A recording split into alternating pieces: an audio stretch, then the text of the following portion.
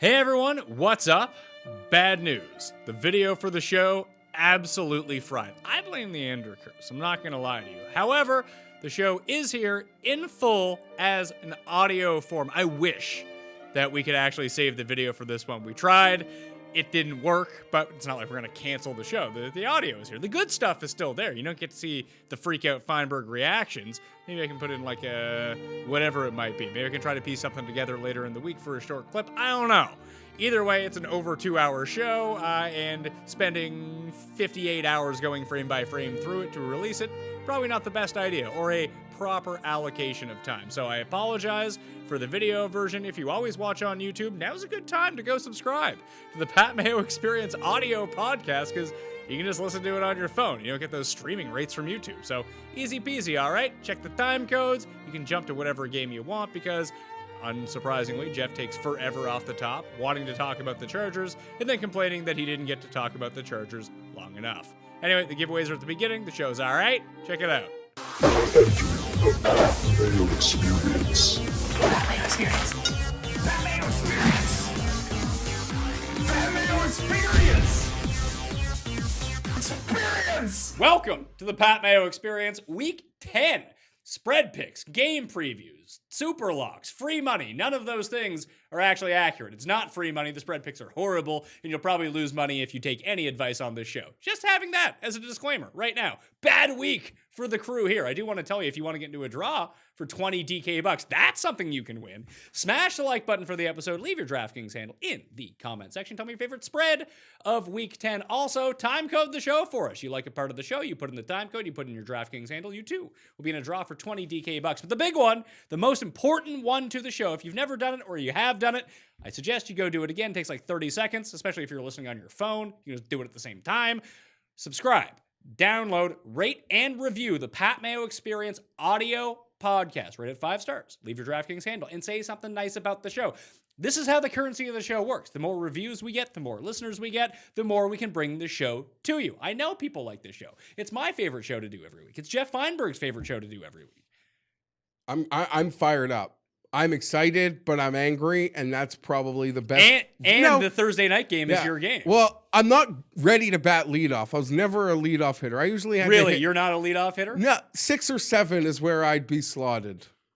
You're 8th before the pitcher? No, but I could keep the rally moving. But I wasn't gonna deliver the big one. You weren't gonna take. You're not gonna draw the leadoff walk and steal second and third. You weren't a Ricky Henderson type. No, and you didn't want me caught out there running in front of like the real guys. Okay. But I kept that train moving all the time. Just slap singles to the opposite field? Yeah. You saw me. It broke Buddy's nose. Oh, yeah. I forgot about that. Those were intense company softball games. Yeah. The owner took it very seriously when no one else wanted to. When his team was winning and it was raining out, he made everyone go back out so they could finish the game so his team could win. I like that intensity. Yeah, and everyone just wanted to drink, Canadian chill and eat pizza. Yeah, it's not like it was hot out. It was in September whenever we do it. Want to Good go times. inside, eat some food. It would be nice. The other thing for the shows, Listeners League link. The link will be in the description of this video and podcast. I feel like I had something else too to throw out there. Then I forgot. My fault. No, it's my fault. I brought you in, then we got thrown off track. It happens.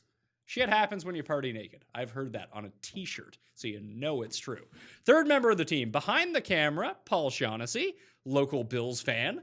Gonna chime in from time to time. The fourth member of the team, the Coin. Another bad week for the Coin. Bad year after winning the spread picks pool last year. Currently in third in the spread picks pool, it is a Tim Undercust. Tim Undercust. That is not my name. You're currently third in the spread picks pool. If you say you're keeping track of it. Yeah. So last week, you did win last week, though. You were 7-6-1. That brings you to 63-70 for the year. I was 5-8-1, which is good for second of the week. I remain paying the VIG for the year, 1 game above 500, 67-66. Geoff, despite going 4-9-1, remains in the lead for the year, 68-65. It's a nail biter, the Coin, 5-8-1, 55-78. I'm starting to think that maybe the Coin last year was just a bit of luck. Might have been.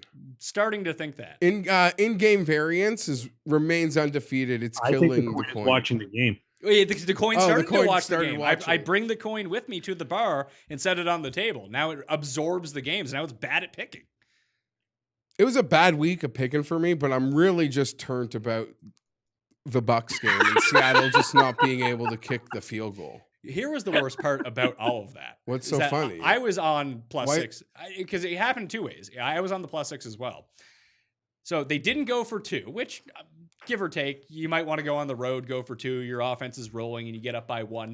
That way they can't not cover at that point. Then they miss the field goal, go to overtime, push the spread. I took that money and put it on Justin Tucker over 7.5 points in the Sunday night game, and he missed an extra point. Got stuck at 7. It was bad news. And the Patriots kept committing penalties on 3rd down when he was lined up for field goals. Yeah. It was brutal. Brutal game all around. Superlocks last week, none of us won. Tim and I lost, and you pushed. 4 Bad and 5, push. 4 and 5. You're 5, 3 and 1. So people should be listening to you. I You're winning the wouldn't say that. Superlocks, and you are winning the overall pick'em. But I'm cold right now because I was like double digits over 500, and now I'm just flirting above that line. You and I both were. Like double I've had a digits. couple real We've bad had weeks, two bad so weeks. I in a got to row. get going. Tim got blown up on his money line free money parlay to drop to 1 and 8 this year. Do you know what team has blown up his parlay 2 weeks in a row? The recently cursed Los Angeles Chargers. That was the single loss for him last week? No, he also had the Patriots. But it ended the parlay. Yes, it was over at that point. Too bad, Tim. So let's jump into that because There are a lot of people just, thought they could pick on. But hey, sometimes we got a ceiling and we play to it. Well, Tim, how do you feel about the Chargers now 2-game winning streak since you gave up on them, and then your new Super Bowl pick, the Packers and Patriots, both losing last week, and the Chargers beating the Packers And Bears. His old pick. I take nothing of it. It's 1 week. Okay. Well, it's 2 weeks now for the Chargers. Whatever. It'll stop. It will stop here. That's for sure. Okay, well, let's talk about the Thursday night game. Leading us off, the London Chargers at the Oakland Raiders, soon to be the Las Vegas Raiders. Already the London Chargers, though. The Raiders are +1 at home. 48.5 is the total for this Thursday night game. Tim, we'll start with you. I guarantee you love Oakland here. Yeah, I mean, it's a divisional game in a really raucous atmosphere. I think it's the last nighttime game ever to be played in Oakland. The Chargers are not nearly as good as we've seen in the last couple of weeks. I think their defense is fine, but Oakland is right now the most efficient offense in the NFL. We have seen them score, I think, 3 to 4 touchdowns or more every single week this year for the last 4 or 5 weeks. Like, they are a guaranteed production team. Chargers obviously have marvelous defensive players, and they can get home now with both Melvin and Bosa running that defensive line. So they're formidable. But I just consider Oakland to be a tough spot. I think that this game probably should be Raiders -2. I mean, you've got a 4-4 team and a 3-5 team in division. They're relatively evenly matched. I think the Raiders are slightly better, and they're getting the point. I think the line is off. I think the value's on the Raiders. I think you got to take them. I don't know how you could stand up and actually bet the Chargers laying a point in this game given the circumstances. I think that's silly. I was thinking about locking in Superlock the Chargers this week. No, I just don't see. Oh my mind. The mind. Chargers that just have significantly better players on their team. I'm not so certain that that's true. Okay, I mean, the Raiders are better coach. Let's get you are correct on that. Gruden is a better coach than Octavia Spencer. After that, please list through the positions where the Raiders are. I'll take Jacobs over either of the running backs the Chargers put out there. Okay, I can give you a slight W on that one, sure. I'll take Waller over any other pass catcher not named Keenan Allen out there. So Waller over Henry for sure. Yeah, I think so. I think I would take Waller over Henry. Since you proclaimed Waller to be fantastic, Like, how much am I pounding Henry props this week now? Well, Waller's Go been ahead. significantly under the past 2 weeks. 2 catches in each of the past 2 games. They have former Chargers 4th-string receiver Tyrell Williams.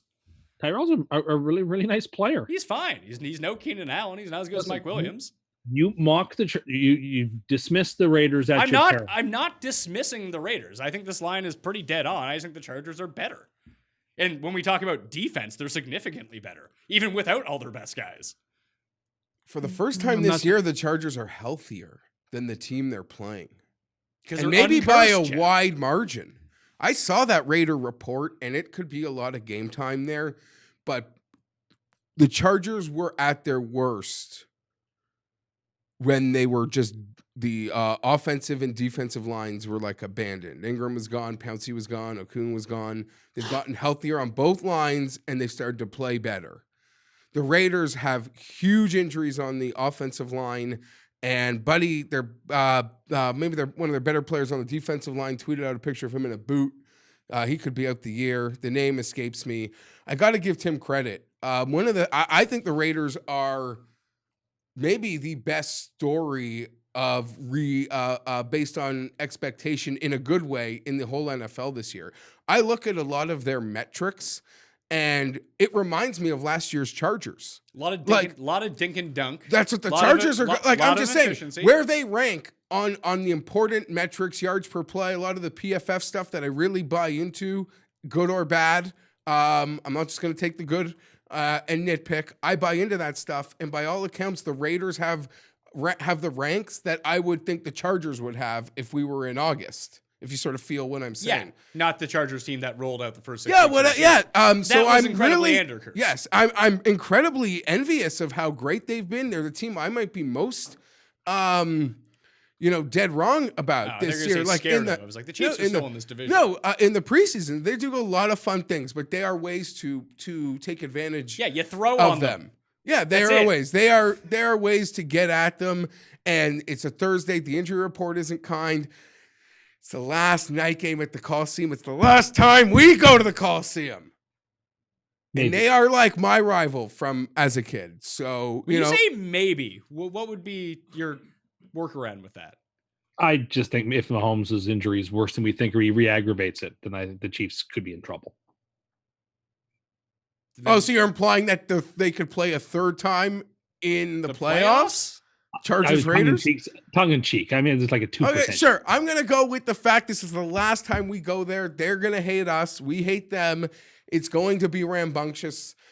I'm real excited. I'm real excited. I might be overrating the defensive performance they put up against the Packers it's winter time, but they were in the backfield. It's winter time. It's winter time, and my parents have headed to warm climate, and I just think I might move in there on Thursday night and just be in seclusion in an empty house because I'm fired up. So this works out really well for the Chargers. I said we could save our season, and here's a chance. No, you said we could save our season. I said it like 3 weeks ago. I bet the Chargers to win the AFC at 40-1. I didn't agree, and now there's a chance. There's just a chance. I laid out this case for you at the time. When the schedule opens up a little bit, and this Mahomes injury, I think that he'll probably come back. And we got off cursed. This week. Getting uncursed was huge. Okay, Tim drafted Badgley, heard on the Friday walkthrough. He comes back. Picked Rivers as his MVP. Is our kicking sensation. So they get this game on Thursday night, and we don't know if Mahomes is going to play next week or not. But that game's again on Monday night. Then the Chargers go on bye. So they have like a extended mini bye week, then a bye week. Darwin, and I don't even know. I mean, you say it could be a look-ahead game, Tim. It's so far away. Like,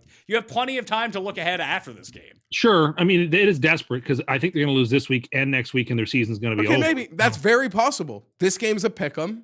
And we're certainly going to be an underdog versus the Chiefs. But that's also a screwy situation in Mexico City. Yes, but I'm saying that's not a bold statement.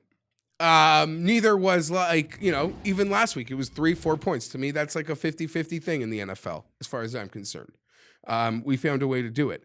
I have a bit of a beef with Tim that I'm not over, forgetting the fact that he cursed my team. On last week's show, he didn't just pick us to lose. He hasn't just abandoned us. He questioned the passion and desire of Phillip Rivers. I still do. London's That's Phillip insane! Rivers? No, that is insane too. It's not insane. And we'll get there. No, I'm just telling you, you don't know things. Okay, I'm sorry. I'm not plugged in like you. No. But no, see, now you're taking away from what's important to me. How, honestly, the chutzpah of you to question his passion is literally ridiculous. It's ridiculous. He's fighting with the 68-year-old linesman over when the Chargers are on defense over the spot of the ball. What do you mean? I mean, he has 20 kids. He probably has nothing else to do. This is the only way he can get his anger out. Exactly, and he loves it. So that I take real offense to, and it makes me think you just aren't watching or you're up to something else. Maybe he When just, I'm that's not happening. watching. I'm not watching that closely. you know how we just sit here and just try to trigger Tim the entire time? He just does that to you. A lot of listen, I wouldn't doubt if you guys got together via the WeChat. You think he knows how to use WeChat? I'm just joking, but It's like we want him to do his TV dinner reviews, but he can't figure out how to use the camera on his phone. yeah, Tim wants to take this thing over to the TikTok, as I heard him on Sunday morning. Hey, that would be a great 25. I bought this Michelini poutine that I was going to review because Mama Michelini makes this poutine now, but I couldn't figure out how I could get the camera rolling while I was showing it. So stay tuned. When I go home at Christmas time, we're gonna film 20 of these. You These couldn't need figure to out happen. how I'm to gonna send film. Pat with the camera. What do you mean to get the camera rolling? You Well, mean how- hit the red button? Yeah, but I can't see it while it's recording. So if I record it poorly, well then the Michelini is gone, and I've got to. You know, go you and can buy hit a the new one. button that. I think that you changes can flip your Yeah, you can camera on flip your the phone. screen around. Yeah. Oh, remember that time you tried to take the selfie because you didn't know that you could turn the thing around? You can turn the camera around and you can see what's going on the screen. No, but the kickstand I have for my phone only goes one way, so I wouldn't be able to see it. I don't think. Just turn it around, Tim. Anyway, For example, stay tuned. here, no, I'll show you how to do it. Just Paul, keep the shot up on me for a second.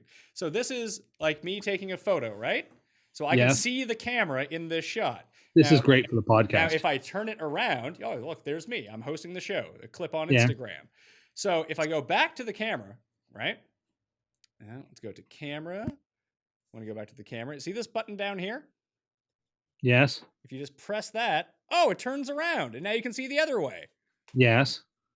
So just put it on something and fucking film it. See, but he's got a kickstand on my phone. You want me to use my phone as a prop? Why, Yeah, do you the even need backside of why it. do you even need to use the kickstand? Just lean it up against something and do this. He feels like he needs the kickstand. Why do you need the kickstand? He really It's a doesn't. fucking Because phone. I like to put out quality filmed product. You can't even figure out how to use the camera. And I'm not gonna lie to you, it's probably even funnier if you can't figure out how to use it. And we you can't actually see what's haven't going on. You haven't actually put out any product yet, as somebody who likes to put out quality product.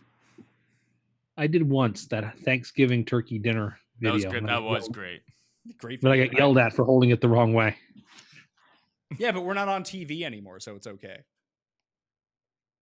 When we were on TV, you needed to turn it the other way so it would fit Yeah. the screen. Now that we're just on the internet, it doesn't matter anymore. Okay. Anyway, Geoff, you look mad again. I'm fine. I'm great. I guaranteed last week that if we beat the Packers, we were going to save our season and give me that pure adrenaline, which is clearly flowing. And it's dark. It's Thursday. It's the Coliseum. I wouldn't have it any other way. I don't like what's happened with the spread. It feels like it's kind of, there's a lot of people that now trust. We're a team of extremes, man. I don't know if it's a trust factor. They're favored by a point in Oakland. No, but I think the spread moved. I think the Raiders were Opened favored at by one, 2 yeah. or 1.5. Jeff, you turned off your microphone. Jeff turned man. off his microphone? Come I on, turned off. man. I turned off my mic to get the ruffling of the cherries. When people Yeah, watch yeah, when I people was watch texting- the end of the show, when we actually have before the show, they'll get that reference of you delaying the show by ruffling the candy next to the microphone. God damn it! So who you're picking in this game, Jeff? I don't like how the spread moved. That's what I was saying. All right, well then Um, Jeff takes Oakland. Yeah, so and you're I taking take Oakland. No, I'm taking the Chargers -1. I'm obviously taking the Chargers. It's the Coliseum. I guaranteed last week we would save our season if we won last week. So we're gonna now. I have to live up to that. So Chargers for me and you, Oakland for CUST and the coin. Will the Chargers move to London by the end of the year? Anything you want. No. Sure. Like, people are so stupid and misguided here. I am so proud. You think the owner's abrasiveness in dealing with it is a sign of weakness? I think it's a sign of anger. It's not a sign of weakness. And no, and they have they considered it, and they are considering it. Yeah, they're too defensive about it. No, they have a right to be very angry about this report, and not for the reasons that you think. Someone is trying to sabotage them days after they have their best freaking game of the year, there are so many real things, no one's trying to sugarcoat anything, that you can make fun of the Chargers for, but to outright create a lie is bullshit. Did a guy from the NFL's London committee and the 7th ranking guy over a whiskey on the weekend or over one of these weeks in London giggle about the concept? Sure. Absolutely. But this gutless report from The Athletic fails to mention the most key factor, Pat. Are you going back to this again? What? The stadium deal? Well, that's the second thing. The key factor is the Jaguars have first right. You can't write an article on this story and not mention the Jaguars have the that first. That is definitely mentioned. Everyone. So the whole basic premise Jaguars of this is that they're using the Chargers to make sure that Jacksonville hurries their ass up and moves to London. Someone is trying to force the Jaguars to make a decision. Yes. So whether that's people in London, on their people that would benefit from the league there, maybe it's the Jaguars. Rest of the owners. Maybe it's the rest of the owners. But you mock the deal, Pat. They have a 40. I'm not mocking the deal. They have a 40-year lease at literally pre-World War II rates. It is embarrassing. It's embarrassing what sort of contract the league allowed them to get. What sort of sweetheart deal with benefits they get, but having to put nothing out for it. So is that worth more than being the only team overseas? I would say no. Listen, Forbes has been very kind to them every step of the way. Again, London's a much bigger city than Los Angeles. There are real things to make fun of the Chargers for. Real issues that cannot be that no honey glazed donut can cover.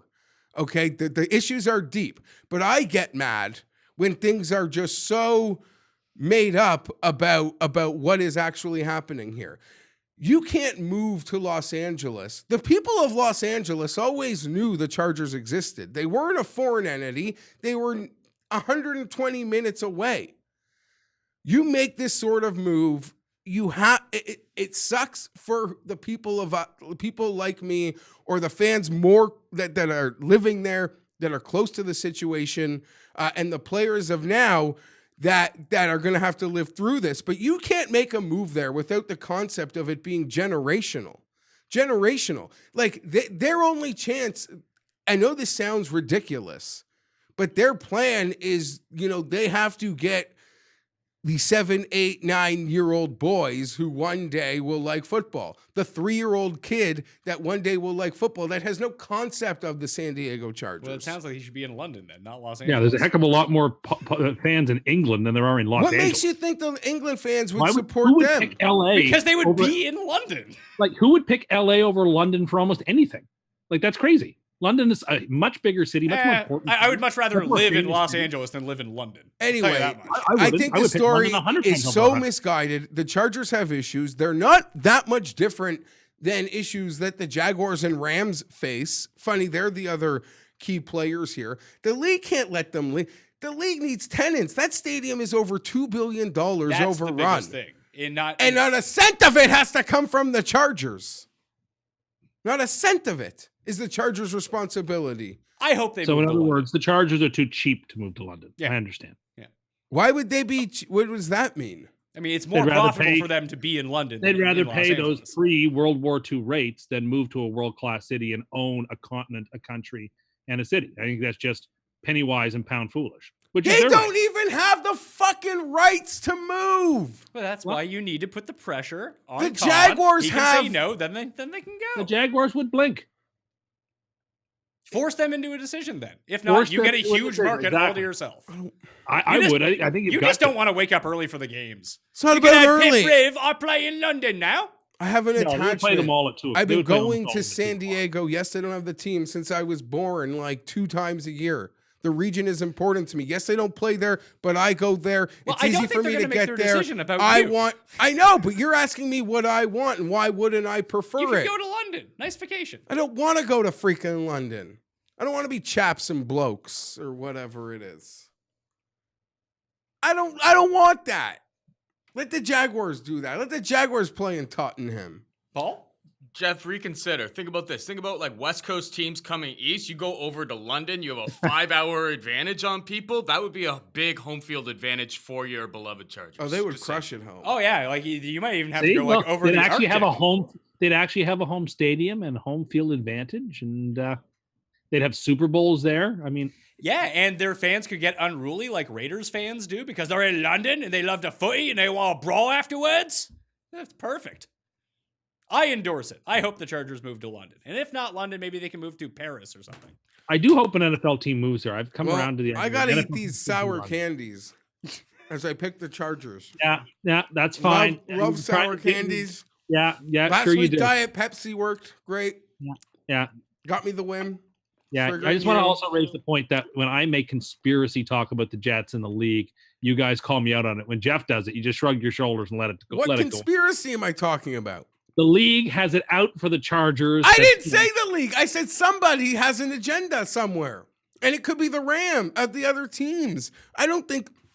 But if I No. say stuff like that, Listen. You said that the NFL screwed the Jets on their schedule. they No, did. listen, They didn't. Hold on. The a Jets are second. just terrible, Tim. You want to wind this back? I will tell you this.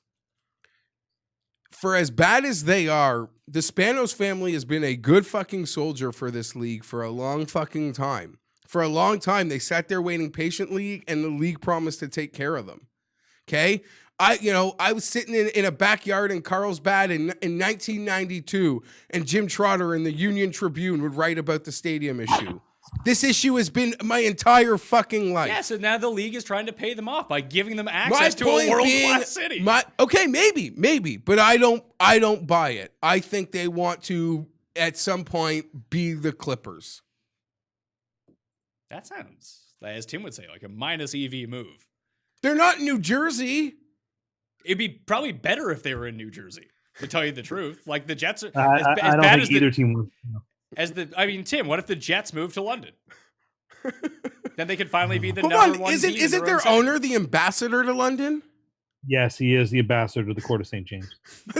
There it is. All right, let's actually get into the Sunday games here. Arizona at Tampa Bay. It's all your fault. My fault?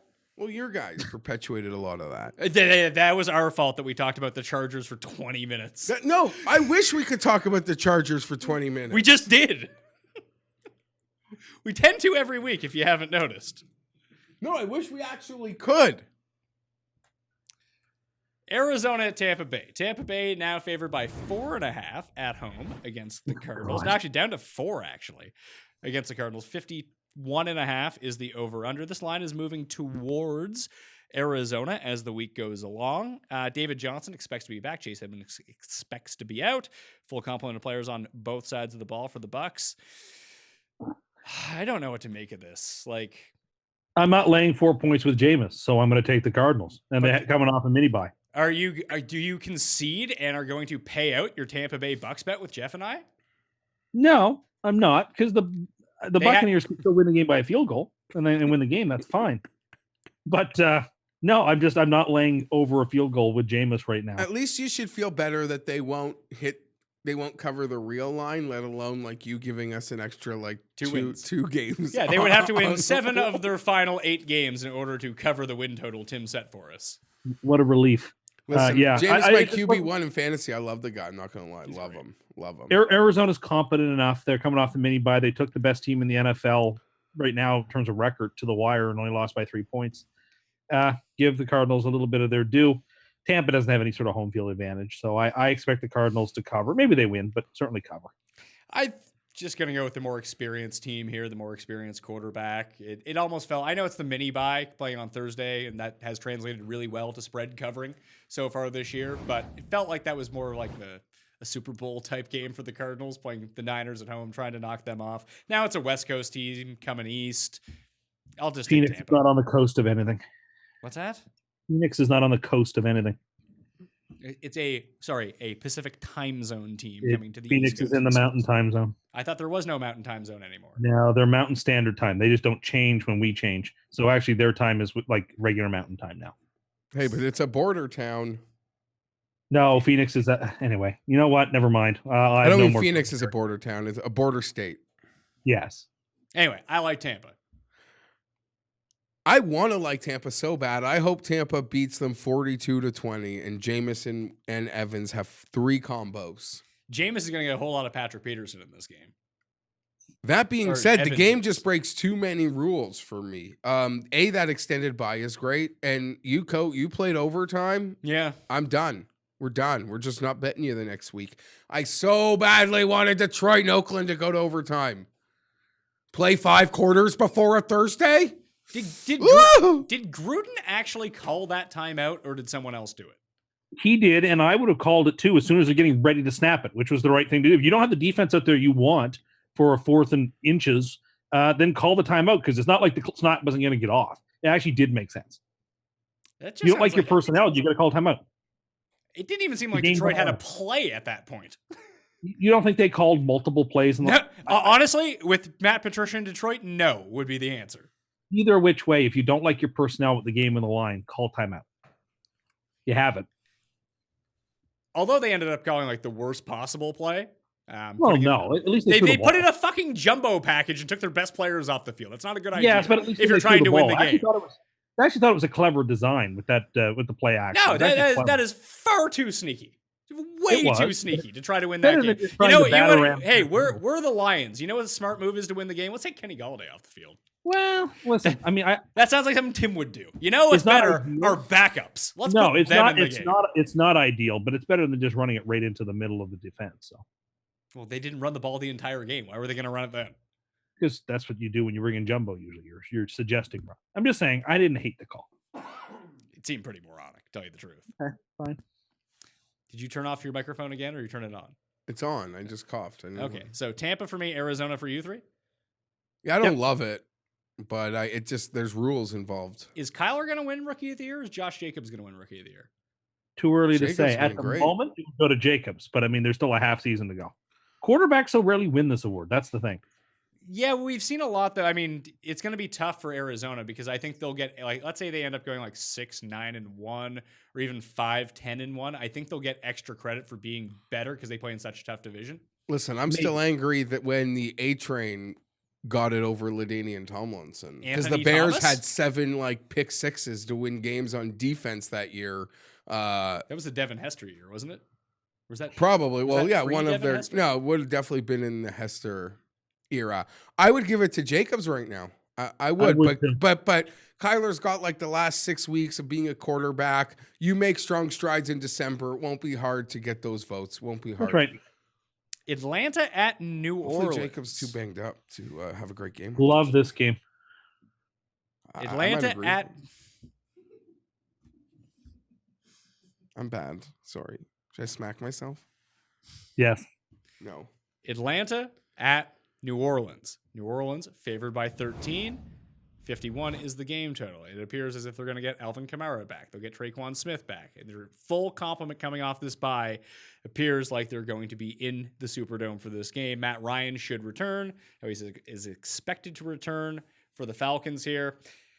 I know this because Tim had mentioned this to me before we came on the show, that he loves Atlanta this week. I told him, Atlanta sucks, don't take them, so I'm taking the Saints. Do you remember last year they played a primetime game? It might have even been on I Thanksgiving. think it was 2 years ago. And No, no, no, it was I know last year. exactly what you're And Tim, Yeah, for they're the gonna rest play of the this- year, they got their asses kicked, but Tim, for the rest of the year, lamented how close they were in that They lost by game. like 30 points. So that game was on Thanksgiving night, and people liked it so much it's going to be again this Thanksgiving night. They're playing. It's a fun game. It has the I like Saints in the it. The best. Falcons. By the way, the Saints are the best team in football, if you haven't noticed. I'm I worried don't- about the back door, but I'm going to have to take the Saints. But the back door is real, but Peyton off a bye to me is, I read 8-4. Atlanta's going to throw every punch they got. Do we forget that Atlanta sucks? Yeah, they suck. No, they but they can't. have good players. They're coming off a bye Okay, themselves. I get what Ryan's Tim there. is. No, Jones is there. they have half of a good offense because they have great fantasy guys, as you always point out. Yeah. They have no defense to speak of. But if they had a And they have a ceiling, terrible offensive if they line. had a ceiling game, they have good enough players, sort of like what Tim is like. If they had a ceiling game, I don't think you can be surprised. Like I was sort of thinking, like the Chargers. Yes, they might suck the rest of the year, but they played great last week, and they're capable of having a ceiling game. You've seen what they've done over the last like year and a half. I'm very worried about the back door because the only thing Atlanta is good at is garbage time Matt Ryan yards and him accumulating them. But I think Atlanta's got their like Super Bowl punch to say because they have late season division primetime games. I think so. I'll maybe yeah. worry about laying the points in that game on Thanksgiving. Tim's revenge game maybe for them. But for here, I'm gonna take New Orleans. But Atlanta's gonna have a ball with the chance to backdoor our number. Maybe, or they just get beat down. Don't think so. Game. Don't think so. I do agree. Oh, well, I'll let him because I think it's part of something. It is. But I do agree with the number juiced up. I can't argue that. The first end of a 5-team 7-point parlay teaser. Sorry, we're gonna tease the Falcons. Even if they lose, they ain't losing by 3 touchdowns. It's not happening. Are you sure about that? It's not happening. You can't envision a scenario where Atlanta loses by 3 touchdowns. It's a dangerous team to pick on, New Orleans. I get it, and I don't know that there's going to be a lot of people betting the Falcons, but just Matt Ryan's there, Julio Jones is there. They have 2 players. That's great. Yeah. I still think Ridley's a marvelous player, and this is a kitchen sink type of game. Atlanta too, coming off a bye. Atlanta road game indoors. It's a spot. It's a classic spot game, I think, for the Falcons to cover. But what I think is a number that's too big. Atlanta was getting too few points the last few weeks. Now they're just getting too many. And so, yeah, I'm going to take the Falcons plus the 13, and we're teasing them up. I like it a lot. They're on the very short list for Superlock. Very short list. I do agree. He does make a decent case that they were not big enough underdogs in a lot of those games. And it's easy to say after the fact. No, but I don't think we picked them in a single. We did well the entire season betting against Atlanta. From Tennessee, there was like a month of games where the spreads just weren't big enough. People still thought Atlanta would have their breakout game. I can see what he means that the spread now might be a little high, but I don't want to step in front of New Orleans. You said they might be the best. I don't think that they might be. I think they are the best. And they can and outside of Gilmore, the corner there might be the best in the league. And he could maybe take. They better have home field advantage because if they have to go into, let's say, San Francisco or Green Bay in the playoffs, I don't like their chance. What haven't we seen from the Saints outdoors over like the past 2 years? They've been good. Because they actually have a good defense now. That helps. All those years when you point to the Saints being shit outdoors, it's because they relied solely on their offense to be faster than everyone else and playing indoors, and they had a terrible defense. But now they have a good defense you know what? that attacks the quarterback. Yes? Okay. I don't see them going to Lambeau when it's minus 8 degrees outside and winning a playoff game. I don't see them going to San Francisco with that stadium being nuts for their team and going into San Francisco and winning. I think the Saints have got to have home field advantage if they want to go to Miami. I think they get there either way. They were my pick at the beginning of the year. They're going to remain my pick right now. They're just good. Oh, they are good. And they're basically San Francisco, but with a better offense. If this wasn't the Saints off the bye, I could buy into a lot more. I don't totally disagree with Tim's take. Don't forget that Atlanta sucks. Yeah, don't forget. I might side with it, but New Orleans off a bye, as I mentioned, Peyton 8-4 off the bye in his 12 years there. That sides it for me. Baltimore at Cincinnati. Cincinnati getting 10 points at home. Plus 10, 46 is the over-under in this game. Fit Finley, former WCW wrestler, playing quarterback for the Cincinnati Bengals in this game. Was there ever a greater shot for a letdown game? If things went to script in this world, what is a better letdown game than this? After beating the Patriots in a big primetime game, going on the road against a team that's coming off a bye, that you think is going to be a laugher? You got to play the Bengals here. You just got to. I'm going to take Baltimore because I think they can run with like Gus Edwards or their like 8th string running back and still beat And we're the Bengals. teasing the Bengals up to 17. So Cincinnati plus 17. I like your idea of taking all these shitty teams this week. I don't hate coming that. off a bye. These are good spots for these teams. They're also the worst team in the league. Yeah, but they're getting a mitt full of points, and it's a letdown game, a classic game for going from the best team to the worst team. If Baltimore's actually good, this isn't a letdown game. Baltimore lost to the Browns this season, and the Browns are god-awful. Don't forget that either. Baltimore is capable of not Baltimore showing will up. be in the AFC Championship game, and he'll be holding their loss to the Browns against them. Well, we're in January. I'm going to agree. I'm going to agree with Tim here. Maybe it's the last game. Maybe it's Atlanta. I should have agreed with him. I'm flip-flopping. You are being consistent taking these favorites. I'm going 1-on-1. 1-1. He's being consistent with the dog. I think from a real money perspective, you got to wait because this thing could cross 11, which is a recent NFL football show. It's a bit more of a key number than you think, but I think when it's time to make your tickets, people will love Baltimore. Cincinnati is putrid, so AJ this Green number is back? expected to go up. Do you know anything about this quarterback? Not a thing. He Like- played at NC State, like- so I back him. But he could be like legit terrible, right? I think QBU, what they're doing- Rivers, Can I just Brissett, say what they're doing to Glennon, Dalton? Finley. This team struggles is not Andy Dalton's fault, and I No, think but now the thing Cordy is, Glenn might finally be back. it's not. It's wherever not. Dalton goes next year, he will be a fine performer. Dalton Jets? is good. Well, this is kind of my point. I don't think that Andy Dalton is bad. I don't think that there's any way this guy is better than Andy Dalton. So now you've downgraded at quarterback, and you're Yeah. already but the worst team in the at league. least coming off a bye, and this kid has had now 2 weeks to download the offense into his system. And for one game, I think it's a spot. It's a classic NFL. You hold your nose, you take the points because the spot makes too much sense for a Again. 10-point dog in division. I didn't agree with him with the last case, but I'm gonna buy into what he's selling. With Tim selling, he's making the points that I agree with. All right, and he's teased them up to 17. The coin and I will just stick with Baltimore in that run game, which Cincinnati cannot. If stop. Baltimore is really good, this game is going to be A beatdown. It could be like And what do we say half about of the Baltimore week one Miami before game. the Yeah, Patriots they game? Is beat that bad teams. They They beat beat them the shit good. out of bad teams. It is what they do. Yeah, Except for Cleveland. Oh, I mean, well, let's get to that then. Buffalo at Cleveland. Let me ask you this, Geoff, because this is what it's coming down to. yeah, it's time to bet Cleveland.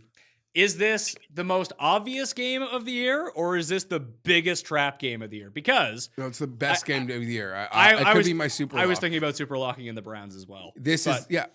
the biggest thing is I've already looked at it early in the week. I so rarely look at the money early in the week just because it can change so much. But I've already looked at it. 98% of money bet on this game has being bet on the Bills, and the Browns have already become bigger favorites. This Vegas is saying that the Browns are going to win this game by like 20 points.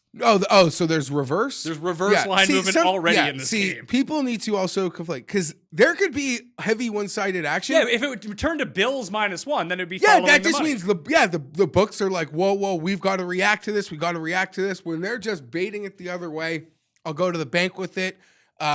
I'll die on the hill that Tampa could have gotten us that cover last week. It was heavy reverse line movement. The other The Chargers, the Steelers. Oh, come on. Buffalo was free money this week. What are you talking about? No. Cleveland, you can maybe give me an early super lock. Everybody is done. This is you just did your shtick about how this is like the NFL. This is why I'm picking Cincy. It's the perfect NFL spot.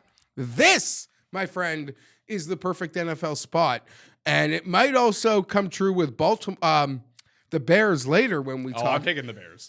Everyone has now they're done. They're sworn off by the betting public. People thought like there's no way the Browns could lose that game to Brendan Allen, and you better believe they lost it. And now the Browns went. The Browns. I want to get Paul in on this one. Sorry, Paul. No, Paul. It's just a spot game. Paul, It's a spot. Paul thing sees in it the coming NFL. too. Yeah, Don't you, Paul? It's an NFL spot. We are Bills? absolutely like we're screwed. We're screwed. I totally agree. Like Pat was actually saying at the bar, he's just like, this is what's gonna happen. They're gonna open this at like a field goal favorite for the Browns. And then when I saw it, I'm like, yeah, this is the game. Everyone's gonna bet the Bills, and we're gonna get smoked. What's the history Hopefully of- we even at least keep it close. I'm but- not calling a late season rally. I'm not saying the Bills are missing the playoffs. I'm not conflating this game with anything else other than it's a fantastic spot. From the NFL betting I know, it's all Browns. What's the history of the Bills and Browns in football games? I don't care. It has no bearing to me. Yeah, it was just like how They Cincinnati. tend to play ridiculous games. Yeah, well, the Cincinnati always beats Buffalo, except for this year. No, just the Bills and Browns do tend to play exciting games. So I would not be surprised for this to be a fun and exciting game. Oh, like that fun 6-3 game that they played in 2009. The Bills are not as good Bills are bad. as their record Bills are bad. indicates. And their I defense, get you, but- their defense also isn't good. I'm happy for them. I'm happy for their fans. They deserve every win and They're the all 5 that seed. stuff. They are the 5 Yeah. seed in the AFC, and that's what they will finish. Paul. Nick Chubb is going to run wild on us. Jordan Howard and Adrian Peterson have lit us up the last 2 weeks. Our run defense is trash. They're just going to be able to hand it to Chubb. He's going to go off, I think. Do you know Josh Allen has, by an exponential margin, the worst completion percentage on throws over 10 yards? Yeah, because he overthrows his receiver 60 yards downfield by like 20 yards every time. Once he figures out how to make that pass, it's going to be a different story. And I'm not for here Josh Allen. to hate him. There's guys in this Josh class that you could pick on. I like this team, but it's not all there for them. Like Josh Allen has fumbled like 4 times in the past 2 games. They've gotten them all back. Like, they're just playing with fire right now. They have a terrible offensive line going up against the 5th best defensive line in football. Like, everything really does point to Cleveland in this one for me. And Tim saying that the Bills are free money. Well, except the fact that Cleveland is on fire, leaking oil all around them and burning even greater. Like, this team is the story of the NFL this season, in that they were the favorite betting wise to win the AFC North. They are crashing and burning. They're at 2-6. So it means another half would be to get to 4-12. I don't know if there are 2 more wins on that schedule the way this season is going. The talent on that team is not gelling. Things are going to get worse. It is not going to get better. I understand the spot stuff. I agree with a lot of what you're saying. Buffalo is not as good as their record indicates, but Cleveland is such a mess. I cannot bet them. I cannot go near them. Honestly, 2 or 3 more games like this, I don't know how Kitchens keeps his job through at the end of the year. Oh, Kitchen should have been fired after last week. Yes, he should have, but like, something has to be done. You have to make a change somewhere, because what they're doing isn't working, and I see no chance that it's going to get better. Wait, you said you don't see how they get to 4 wins. If I set the line at 4.5 total wins for the Browns this year, I take the over. I just want to bet. Can I just bet you on Sunday? This game? I think it would be tough. I think it would be. You say it would be tough. You said they wouldn't get to 4 wins. I'll set it at 4.5 wins, and I'll take the over if we want to make a bet on this. I don't want to bet. So you have no confidence. Do you want to bet? You're just talking out your ass because you're trying to hide the fact that the Jets are even worse. Let me put it out. Let me put it in his face. The Browns have the biggest joke you're of the fine. season. That could be right, and there's a lot of case to be made. And I said this is fun. I was dead wrong on the Browns, but you're right. Good or bad, it had to go an extreme either way. Of course, we were in for it. I said it on the previews. If they were going to be 11-5 and be awesome and swaggy, I was going to buy into it. But if it was going to tilt the other way, we were going to get so much entertainment out of it, just as we all suspected. It's not. It's such a pathetic situation. The owner let a rookie quarterback pick the head coach. It's embarrassing. But Tim called this game free money, and I'm asking him to bet me on this game. And it seems like he won't. We're teasing Buffalo up here as well. They're going up to 10. Buffalo is with Atlanta in that very short list of super lock potentials. And again, so you won't bet me on the game that's free money. I don't know. I'm not being goaded into these bets. You know what happened. I'm not goading you. You're speaking hot. You're spitting hot fire on the line. You said they wouldn't get to 4 wins. I take the over on 4.5. You won't make that bet. You call the Bills free money. You won't bet, Geoff. What's wrong with you? Why are you such a coward? I don't want to bet. I'm not going to be bullied into it. Not going to do it. No, I wrote that down. What does free money mean to you? Fine, Geoff. Okay. What do you want to bet, Geoff? Fine. We can work out the stakes after, but I'm just saying, what does free money mean to you if you don't bet the game that you're calling free money? We will work out a bet offline. Fine, we'll do that. Maybe you should have some sort of, maybe not even monetary bet here. Maybe something one of you has to do. Maybe the fans should chime in. If Geoff wins, what would Tim have to do? If Tim wins, what would Geoff have to do? Here's the deal. Here's what we'll do. If the Browns win, I will take a video of myself cracking a Diet Pepsi and drinking it. You can run it on the show. But if the Jets win, is that a bad thing? You are cracking a DC on the show and drinking it, and then talking about how much you love that DC. I'll drink a Diet Coke. Anyway. What's the matter and you with will say that it's much better than Diet Pepsi. That's what you will say. No, you have to drink a Diet Pepsi. Unlike Tim. you, people aren't offended by cola, man. Well, I am. And now they have this cinnamon cocoa that's really frustrating. You have to drink some of the cinnamon Coke. Yeah, you have to shotgun a cinnamon Coke. Yeah. Thank heavens, I haven't seen one in person yet, because the very idea of it makes me upset. Oh my god. So tweet at us, put it in the comment section what you think the stakes of the bet should be between Tim and Geoff, because that is just ludicrous. I just love that his idea of the punishment is like drinking a soda. How about if Tim loses, he has to admit that there is an Ander curse. And if Tim wins, you get to punch Tim in the face.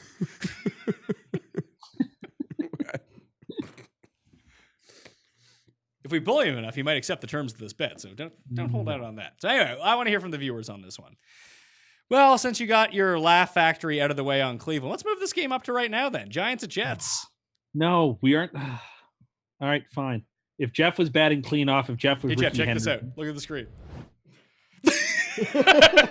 Oh my god. MetLife is haunted, guys. It's I don't so care haunted. what anybody says. Is Sam Darnold the worst quarterback in football? I've said this for like 2 straight years. Yeah. You all laughed at me. The No, fat, it's just the going bad. fat Geoff Fienberg is the worst quarterback in football. I've got to say, I've horrible. defended the guy. I have my own biases, but not like to Tim's.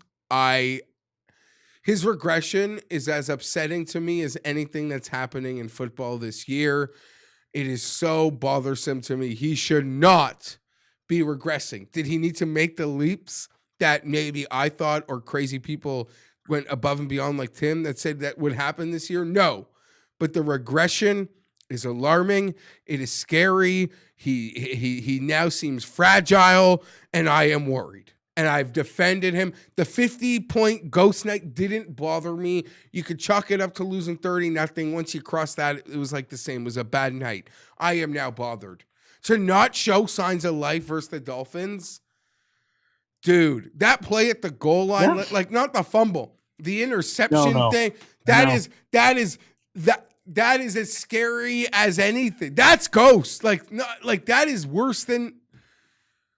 Yeah, this guy. Hold on. I put I'm not just a Jets fan. I put like my name on this guy and him being what I think he's going to be. And I'm scared. I'm scared. Now let's tune into 10 minutes of excuses from Tim. No, I mean, I am somewhat distressed from the last couple of weeks, but I'm comforted in the knowledge that first, I've seen a couple of games this year where he's played well. And which games are those? The Dallas game where he played really well. He made one throw to a wide open guy 20 yards down the field. Honestly, that was the entire game. I can't even look at that. Please take that down. It bothers me too much. I in stretches, I mean, in the last couple of games, like the very first drive against the Jaguars, the very first drive against the Dolphins, they looked like they were clicking and they were playing good football. But there have been problems. He is making too many dumb mistakes. But I'm also comforted in the realization that, listen, Troy Aikman struggled early in his career. Peyton Manning struggled in his career. And even Jared Goff struggled early in his career. Those Peyton Manning led in touchdowns, despite the interception. Jared Goff also sucks. Peyton Manning was the team in the Super Bowl. So Peyton Manning led, I believe, Peyton Manning was throwing interceptions at an alarming rate, but he was also throwing touchdowns at an insane rate. So you knew at some point he was going to cut out the bad. The problem with Sam is we're not seeing Tim. I agree. No, listen, I'm on your team here. I'm on your team. And I see the same guy. I see the same amber lights you do, and I am not unaware of them. But I still think that there's still more good than bad there. I think ultimately this team was very poorly coached. I don't think they were prepared for that football game. Yeah. And I think Gase has to go. I think that type of loss is inexcusable. Do you know what teams' records must be in head coaches or coordinators getting their first game against the old team? It's like a 70% clip, at least. I'm telling you, my perception. And they just got. Did Fangio beat the Bears? No, he lost. They just got. Oh, that was a sketchy. ATS. Okay. They got. Dude, man, to not show up for your. They must all hate him or not give a shit. Sloppy football. The team doesn't seem to have any focus. Darnold's not helping things by making terrible decisions. And I alluded to this last week, Tim. I don't agree when you hold the Jets in certain regard, like they're the Steelers or a premier franchise. But you better believe your ass, no premier franchise has that coach there. So you're just not. You're not. You eat the bullet, you eat the money, you own Johnson & Johnson, you're an ambassador around the world. You just eat it. And you say, we are a premier franchise, and for the sake of our organization and our culture, we're firing your What ass. culture? Their culture is just a bunch of fans who are a bunch of losers. To It makes sense that this is the To product. save any semblance of the culture they hope to one day have. Remember last week when we talked about the Miami Jets game and how the Jets were definitely going to win? I was on board. We all took the Jets last week. And Tim said that if they beat the Dolphins, that he wouldn't get excited about anything. I want to just rewind time here a little bit to the first quarter of the Jets game. Tim complaining about pass interference on the very first drive. Well, there was. And then he started tweeting out pictures of jumbo jets as they were driving down the field. Then he throws a pass to Jamison Crowder for a touchdown to take a 7-0 lead. It says, "Oh my God, that throw from Darnold. It was Elway-esque to a wide open Jamison Crowder." Then you tweeted out Dolphins, Giants, Bengals, Redskins, Raiders, Dolphins. 6-6 is definitely possible. Just saying. And then it's no. What in the world coverage was that? Greg Williams needs to go. Time for Sam to rise up against this challenge in front of the hostile crowd in Miami, where no one's at the game. It was just like that Mankind Undertaker match in the boiler room. They filmed like that game might not even been live for all we know, because I don't think anyone went to it. In front of a hostile crowd, deliver a win here. This is actually a great opportunity for him and us to be witness. Next tweet, like 20 seconds later, 4 white flags. And then him as Sheldon Cooper falling down, him as Ned Flanders.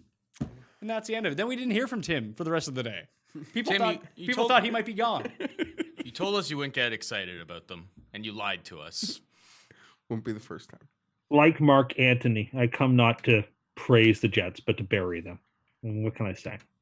It's awful. You say that every week, and then you get real fired up for 3 minutes. Now they're 1-7. Mo? Now they're 1-7. Like, what's the difference? They're going to lose this game. I'm taking the Giants. I'm taking the Jets. Jets. No, I don't see any reason to. I don't.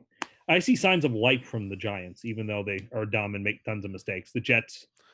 This is what happens. The Giants are okay. They're fine.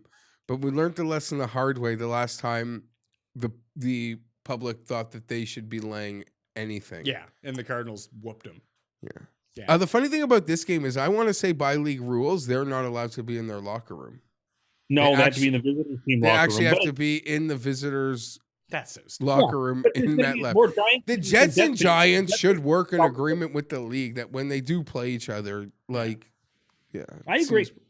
Yeah, it's really stupid. Really, it was Rex Ryan that ruined things, because when the Jets had their home field, when Rex was in charge, he put like black drapings over like all the Giants Super Bowl trophies and all kinds of stuff to like really make the Giants feel uncomfortable, and it ruined things. And it's unfortunate that it has to be that way. Who do you think's better at quarterback in this game, Darnold or that black cat? I'm surprised we don't know that cat's name yet. That's the sort of thing you would know. Morency has a picture of him and the cat. What was that? Does he really? Yeah, he said the cat's always in the parking lot. He had a picture on his phone of the cat from like 6 weeks ago. That makes a lot of sense. People apparently feed the cat. He doesn't know how it got on the field. I mean, that cat certainly did look well fed. That was the best part of that game last night. It was. That was a bad game. My God, the Cowboys are not that good. We'll get into that next week when they're off bye, I think.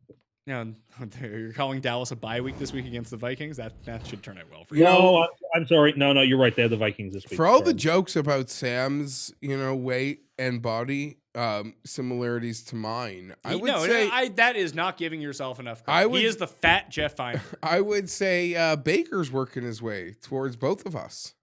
I don't know if he's getting fatter or he's just wearing dumpy clothing. His face looks swollen. Like he's getting beat up, man. Face is gonna be swollen. Are both these guys gonna be starting in the XFL next year? No, they're not going anywhere. Both teams are far too invested in them. You can get away from Sam Darnold pretty quickly. He's on a rookie deal. You're gonna have a top 3 pick. No, they're not going to. It's not Tim is gonna be they're gonna draft high. They'll sign a guy.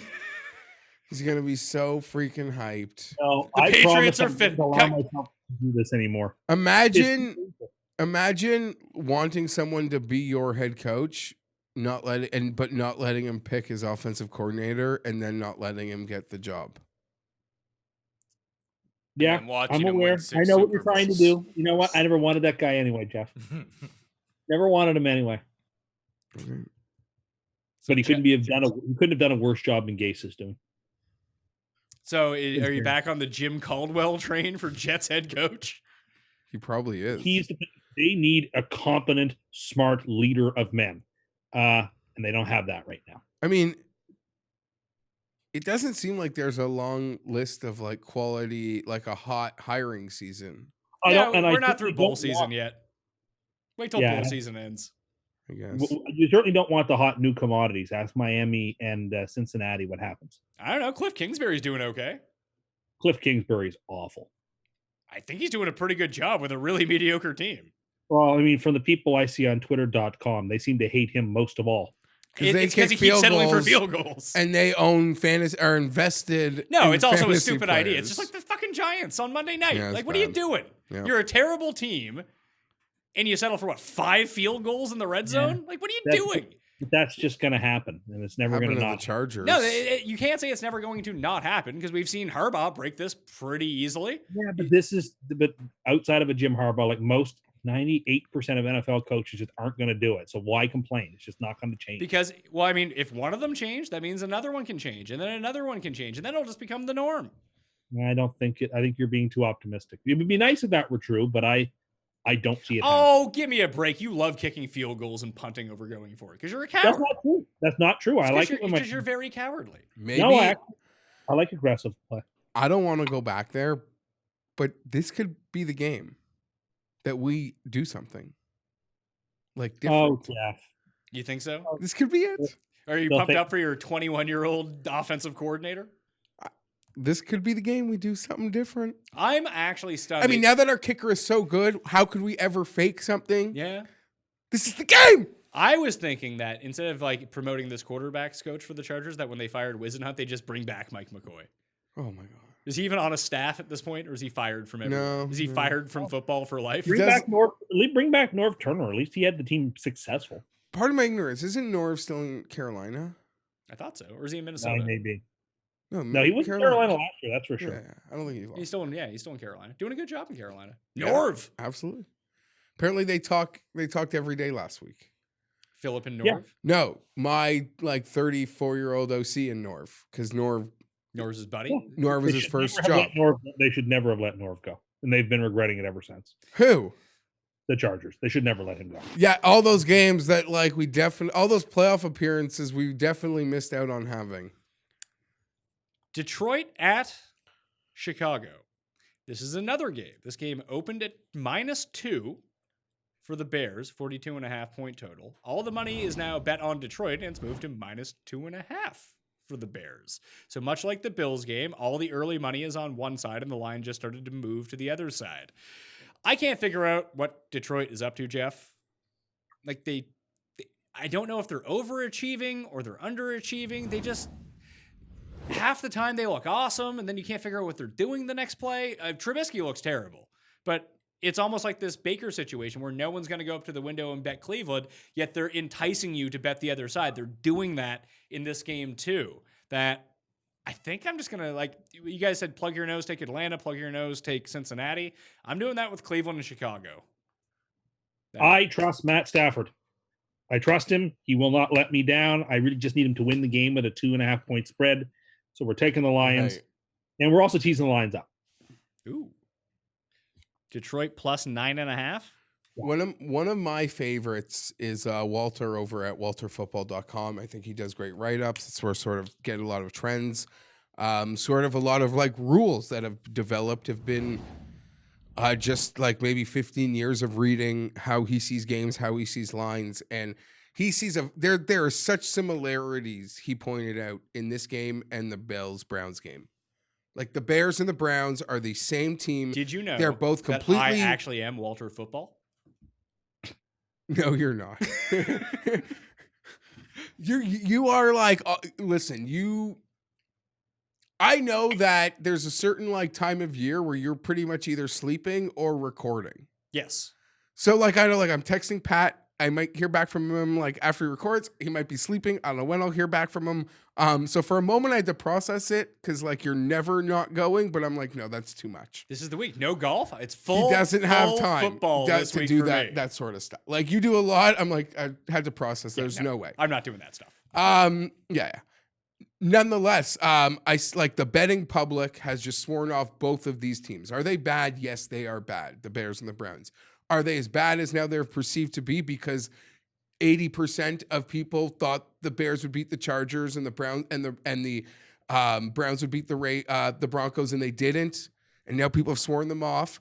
The Bills and the Lions, good teams, great, deserve their positioning, but they're probably not as good as the market currently is telling us they are, or the public believes them to be. I'm believing what I'm being told here. Chicago. Yeah, over the only two games that had at least on a Tuesday afternoon, which most people are not betting. But if you're betting on early spreads, you're either super sharp or you're just a dummy who looks at a spread and be like, oh, I love that. Free money. Kind of like that. And the two games were the Bills game and the Detroit game. Those were the two sides with over 90% of the money right now. So Chicago screwed me last week. I took Chicago plus the 5. They really should have covered that game, and Trubisky was just too awful to do it. But the defense, at least in the second half, looked a little bit better, more Bears-esque. Do you see this Khalil Mack thing, Tim? No, I didn't. He hired a security guard to stand outside of his house on Halloween to tell kids that there was no Halloween at this house. That's awful. I get it. It's awful. Why can't you just turn your lights off? Or just put a bowl of candy out front and turn your lights off. I mean, you can't do that when people know Khalil Mack lives there. I assume that he did it last year, and it was just a disaster that people like kept bothering him on Halloween, like never leaving his house. He was just like, fuck this. Like when LD was about that candy? Yo, then he got tricked. It's a threat. It's a threat, Tim. Trick or treat?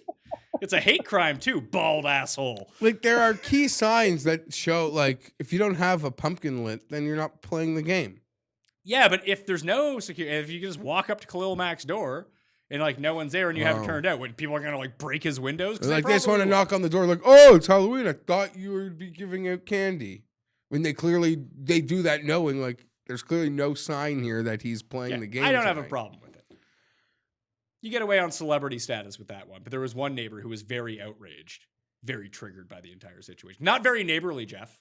This guy's a coward. He wanted to try to go viral by taking a picture, like a video of himself, going up and talking to the security guard, and like harassing the security guard. Just a piece of shit. He comes out looking worse than I think Khalil Mack does. Yeah. He's got the right to not play, take a nap. Yeah. Watch Chicago PD. I don't know. Well, whatever he's wasn't up even to. home. They were in Philly last week. Thursday they'd be home. Yeah. Chicago for me, you, and the coin. Detroit for CUST. Last of the early slate, Kansas City at Tennessee. There is no line on this game right now, much like it was last week. Sucks. The move last week was take Kansas City, like everyone did besides you. It didn't matter who was playing quarterback. What do you think this line is, Kansas City at Tennessee, if Matt Moore starts, Tim? Chiefs by 1. I was going to say Chiefs by 2.5. And if Mahomes plays, it's Chiefs by 6.5. That'd be my guess. I would have said, probably 7. Probably the full 7 with Mahomes. Either way, I like Tennessee. I like Kansas City. I just don't think the Titans are equipped to score enough points, even with Matt Moore under center, to beat the Chiefs. So the one issue, I mean, we saw the blueprint last week with Tennessee that even though they were trailing by 3 touchdowns, they were like, you know what we should do? Run the ball for no yards. That's the move. And then they ran out of time. It was stupid. But in this game, Kansas City has one of the worst run defenses in the league. They should be able to effectively control the clock at least. And it seems like Kansas City snuck out a game they shouldn't have won last week. And I know Geoff unable to run against Kansas City. That was actually a pretty impressive performance from the Chiefs run D. I thought so as well, but I don't know if I can keep that up 2 weeks in a row when you've been horrible the entire season at it. And it's just a spot where you always say this. Tennessee's Everyone was on Tennessee last week. They're a sneaky team. Sneaky team against like high skill players. They'll muck it up, and they'll muck it up with Kansas City, and that's not a game. And this is a revenge game of Tim calling Kansas City free money over Tennessee in the playoffs, and Mariota-san throwing a touchdown to himself. I can only hope this is a game that Mike Vrabel's like willing to lose his dick for. Well, you keep saying that, but he doesn't seem. He still has his dick. Listen, he's not dickless. He's quoted as saying he would give up. Yeah, well, he's not doing it. Well, this is the game. I need it from him. I need the No, Chiefs. you need them to win. You need Kansas City to win this game. You don't want to be playing Kansas City, especially if Matt Moore starts. They lose to Tennessee, then they have an entire week to go to Mexico City with Mahomes back, especially if the Chargers win and go lay the smackdown on them on Monday night. You don't want that. No, I would prefer. You want Kansas City to win this game with Matt Moore, and they're like, you know what we should do? Keep Mahomes out until after the bye and play Matt Moore again, since we don't need the game. That is the optimal situation for the Chargers. There's no circumstance in which that happens. Why not? Maybe they're just like, hey, we're up by 2 games in the division. No we have the MVP. We can give him an extra 2 weeks off. Let's do that. The guy has a fucking broken kneecap. Never happened. If he's not healthy, he shouldn't. He's not play. healthy, sure. I understand what you're saying, Pat. I think Tennessee at home, they come up with their sneakiest. Oh, yeah, they'll have tricks up their sleeves. Yeah, I will over under fake field goal or punts like 1.5 for them in this game. I feel. So you're taking Tennessee as well? Yeah, I hate getting no points because I feel like but. It's the same. We actually mentioned it on the Sunday morning show. We were talking about Super 7 and playing in picks contests. That I think, what was the line, Tim? It was Minnesota minus 2.5? 2.5. Yeah, and the spread was like 6 or 5, right? Yeah, but it didn't. It seemed like a giant trap game anyway. I like Kansas City in that game, but my advice was just take Kansas City blindly. People are locking in Minnesota. Minnesota's not that good, and the Warren Sharp stat of Minnesota is now 0-13 against the spread in their last 13 games outdoors versus over 500 teams. Just like Kansas City is completely live in this game. And if Kansas City wins and you take them, and since most people locked in Minnesota because the spread was off, you actually get 3 games the other way in the pick'em pool. Agreed. Well put. Oh, we're at halftime of the games. That's interesting. You know what that means, Tim? It's time for a what? I'm not going to say it. It's a CUST Corner Mini. Now, we can do a new one, or we can just run what we did before the show, because that was very CUST Corner. I actually think we should run what we did before the show. That was pretty good. I might just have to run that as a special clip later on. I can do a few here. Or should I save these for next week, Geoff? What do you think? Oh, Paul, whatever you want. I think that's like a nice little teaser to release to the public tonight so that they're excited for the show when it releases in the morning. Interesting. Yeah. Give them a little sample of behind the scenes. I don't know. That's what I would do with it. Okay. Well, I mean, you are the producer, so this is good looking out. It's okay, Tim. I got some stuff here for you. Okay.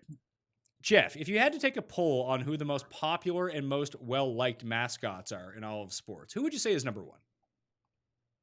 I feel like it's number 1. It's not close. Yeah, they got Buddy in Philly. Yeah, Gritty. He seems to be like the most viral in this new era. And he also rules. Yes, they seem to do everything right over there. So, sure, Gritty. No, I don't like this Gritty. New, and he's not. You can't just create a mascot out of nowhere for a team that's been around for 50 years. Like, that's silly. Youppi is clearly the best mascot. He was on Jimmy Fallon back when they were betting the Canadians and the Rangers in the Eastern Conference Final. Youppi has cachet. 2 sports. He's a great character. He's by far the best mascot. The worst mascot is either that Gritty or that loser in Jacksonville who thinks it's funny to wear a ghost. And the NFL didn't fine him like $50,000 for that. I can't believe that they did. It angers me so much. Thanks for bringing this up. You're angry. So mad the Jags mascot. Not only, he's not mad that the Jags mascot dressed up like a Klan member. He's mad because it triggered poor Sam. So you're not even mad for the right reasons. And Gritty rules. Gritty's the best. No, I don't think so. Sick kids want to meet Gritty. He goes and meets the sick kids and makes their day. And he so was doing that with Youppi. Wouldn't Philly Fanatic outrank Youppi? Yeah. Yes. The Philly Fanatic outranks Gritty. No, he does not. Gritty is like the mascot of the past. Well, when was Gritty? When was his birth? Like He's like 3, a 4 year and a years half. ago? No, like last Yeah, year, 2 years. Since his inception, Gritty has been the mascot in sports. No. Number one mascot. Better than that one in Tennessee, that's for sure. Well, Doug the Pug isn't the mascot of the Titans. Doug the Pug is its own business enterprise.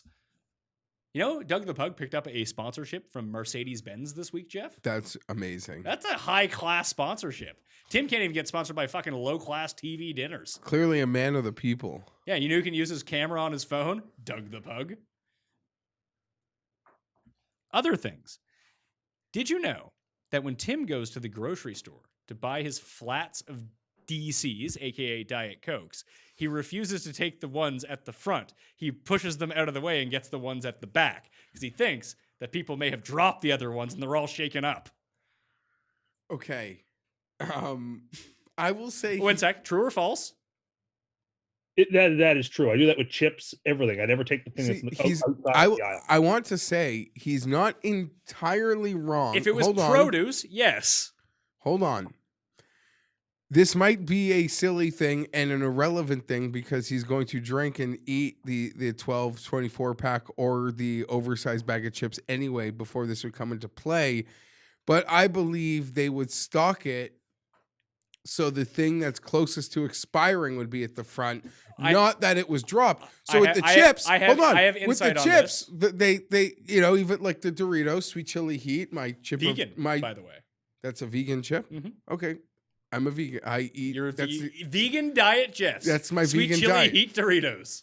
That's my personal favorite chip. They have the expiry date on the front, but if you go to the back of the row, sometimes you notice the expiry date there is longer than the one that there has been. You know what I'm saying? That Two is things. less to be restocked. I have two things on this. One, when was the last time anyone looked at an expiry date on a bag of chips? Never. I look at expiry dates on everything. I want the freshest things at all times. Okay, you're right. If I'm at a reputable dealer, then no, you're right. Two. You're right. I've had both the job of produce clerk in my life and merchandiser in my life. Do you know what you do with those jobs?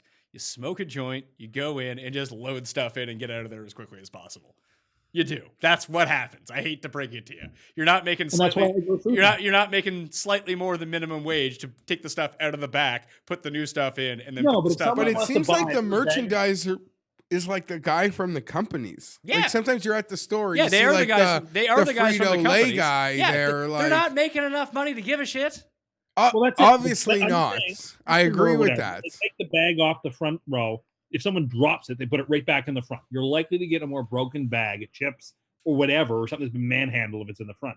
Don't go to the very back, but like in the middle is the best spot.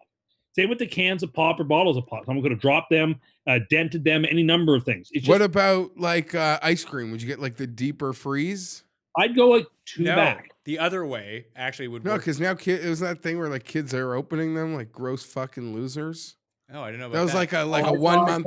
That was like a 3-week epidemic in the States. back like this summer. Yeah, I saw that Yeah. on Walmart. Yeah. on the Twitter. Paul had pointed out that, like, with produce, whether it's like grapes or berries or something like that, I'm guilty of it too. Just walking by, putting my hand in a thing of grapes and like going on the rest of my shopping. So I get it with that sort of stuff. You don't steal grapes? No, never.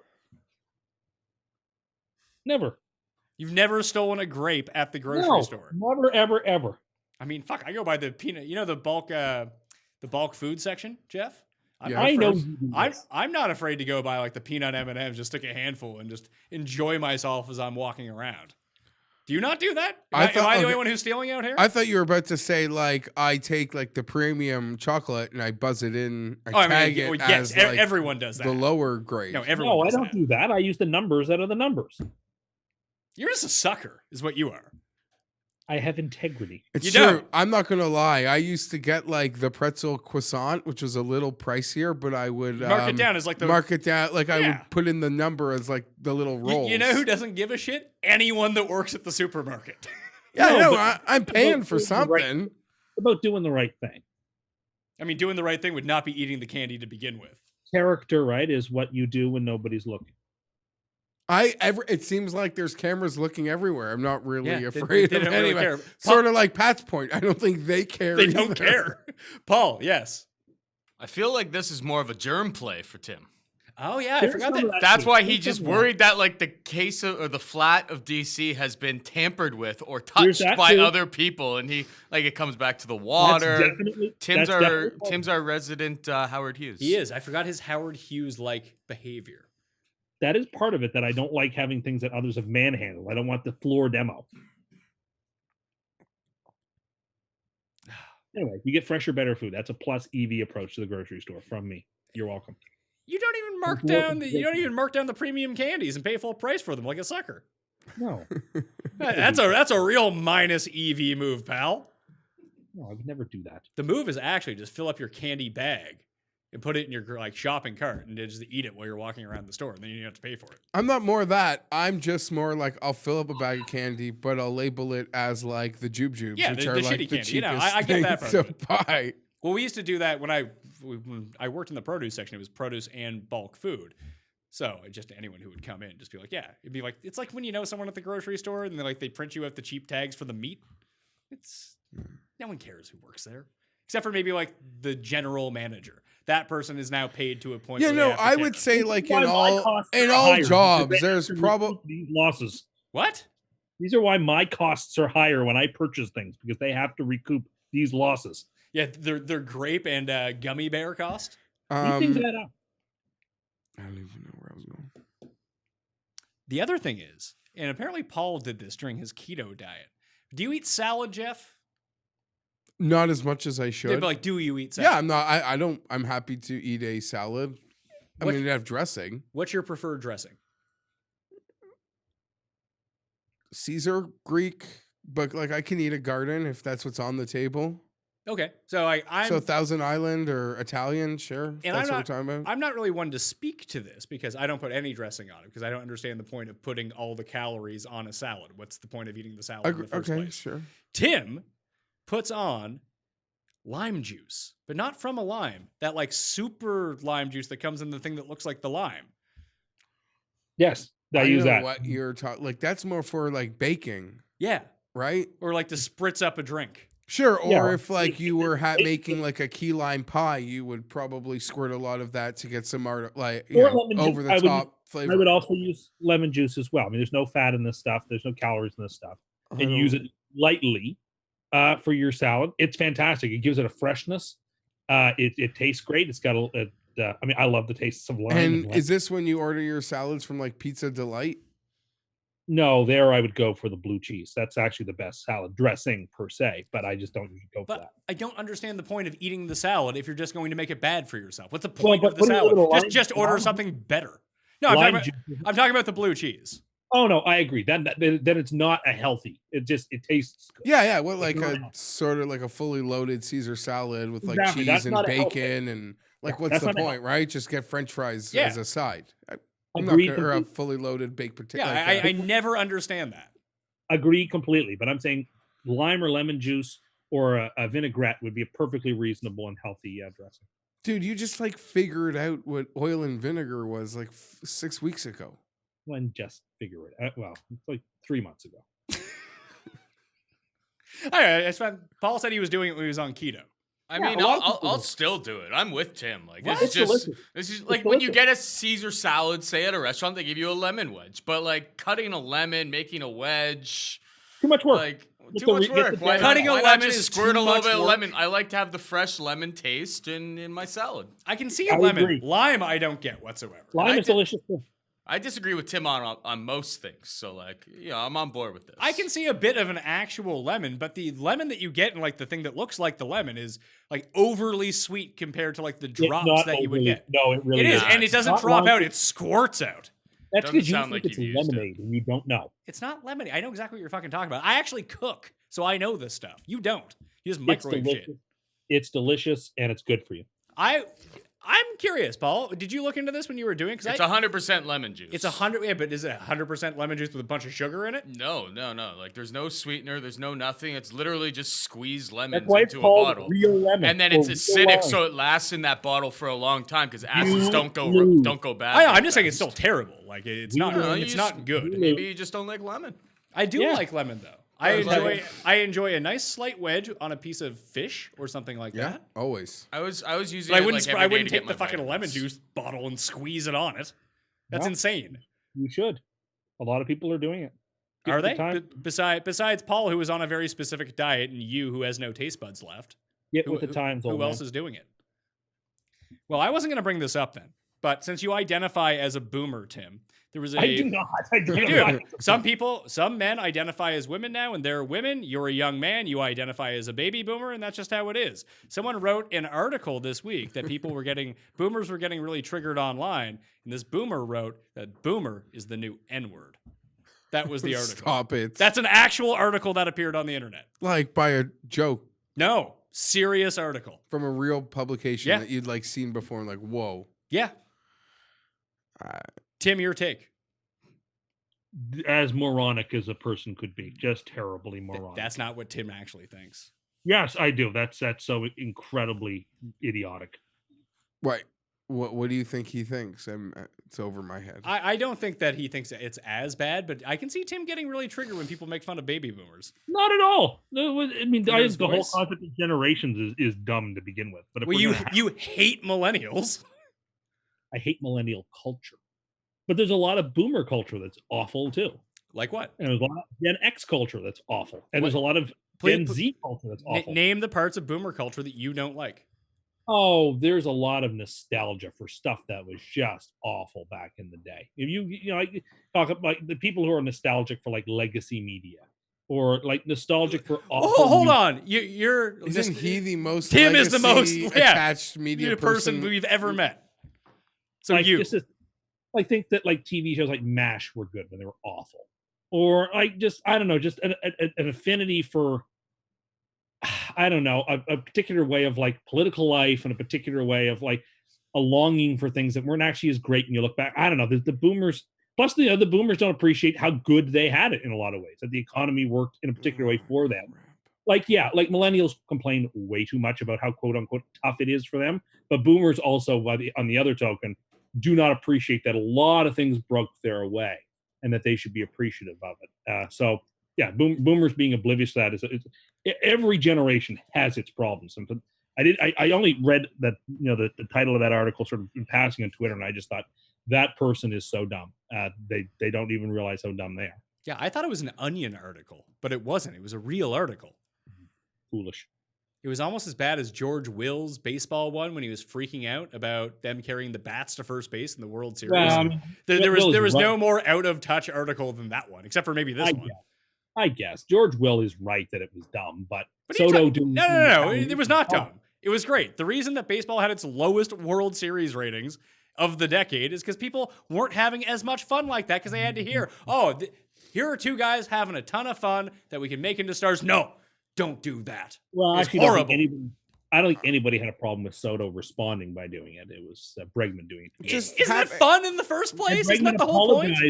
Bregman apologized for doing it. So I like that he had to apologize for that, but it took them 2 weeks to apologize for the Ozuna shit. Well, that was the bad. Astros are not a great team.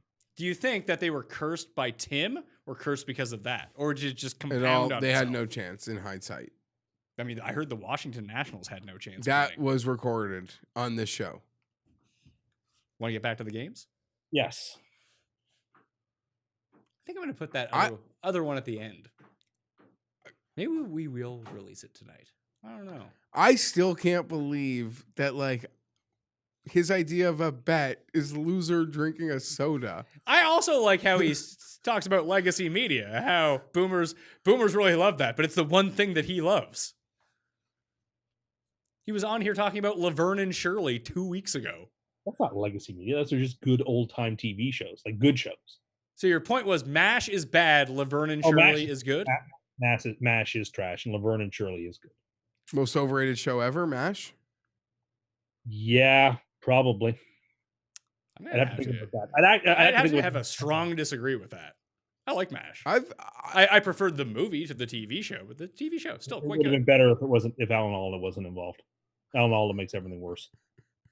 Hey, you hate Alan Alda. It's a I'm not a random fan. guy to hate. Alan Not a fan. Alda's great. Yeah. Yeah, he should have been president on the West Wing. Anyway, let's just move on. Miami and Indianapolis. Miami, something's got to give. Miami's got to not cover. I've been just staying against them, so I got to just stay there. They finally got to not cover.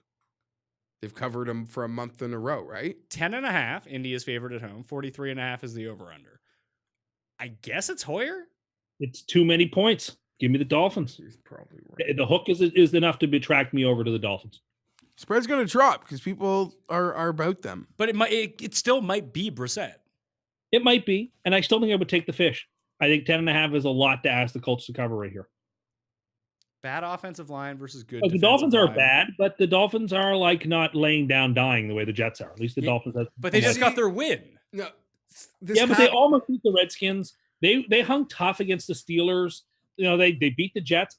They're not playing humiliatingly bad football like they were in September. The worst or best case scenario that sort of happened to them by getting all this hype from like national media and football fans that they were tanking clearly like has galvanized their effort. I agree. Like, they sort of like got put on a spotlight where they were sort of like a focal point. Well, there were teams, I want to say, like the Bengals. Is there anyone else who hasn't won? Just the Bengals. The Bengals, there seems like a handful of teams that have been playing a lot worse football, as Tim sort of alluded to their last month of play. Well, but now, the Jets. But here's the thing. So let's say it is Hoyer. So if Brissett comes in, I'm comfortable laying these points. And even with Hoyer, you basically played a division game against probably the worst team in football, and you won. And you're playing your old coach. You got up for it. Now you're coming off the win. You have a bad offensive line against a good defensive line. You have a mediocre defensive line against one of the best offensive lines. You're dealing with a situation where you just lost Preston Williams. Your starting running back just got suspended. And you're not very good to begin with. And people will bet Miami in this game. Yeah. It just seems like an Indy get right week. Marlon Mack, give him 30 carries, let him run all over the Dolphins. I've been embarrassingly bad picking the Dolphins, so I got to just stay. The roulette wheel keeps coming up red, and I've been betting black, and we're going for spin 5 here, and I'm going to just try for black again. Give me the Colts. And Indy should have won last week with their backup quarterback and no T.Y. Hilton. Yeah. Vinatieri's cost him 2 games this year. That's true. He mulled retirement after the first week. Well, I thought what was going to happen is that he was going to get cut or retire or whatever, then sign with the Patriots and then secretly be good again. It's not in the realm of possibility. I know. That's why I made that noise. Carolina, Green Bay. -5 Green Bay at home. 47.5, is the over-under. Difficult game for me to figure out. Cam was put on IR earlier today, so it's going to be Kyle Allen for the rest of the year. Green Bay can't stop the run, and that's a real problem when you play Carolina. Yeah, but the last time we've seen the Panthers play good teams this year, better than average, either the Rams or the 49ers, they don't just lose, they lose badly. I mean, you talked about for 3 weeks how Carolina really should have beat the Rams in week 1. And now they got blown out by them because they lost by 3? Perhaps I should say they lose by quite a few points. They lost by 3 in that game. I think they lost by more than that. I believe they lost 33-30. It was maybe 4 or 5. I know I didn't cover, and I think I had the 3. I believe it was 2. And I wish I hadn't brought week 1 up. I remember 2 weeks ago distinctively when they got themselves blown up by San Francisco.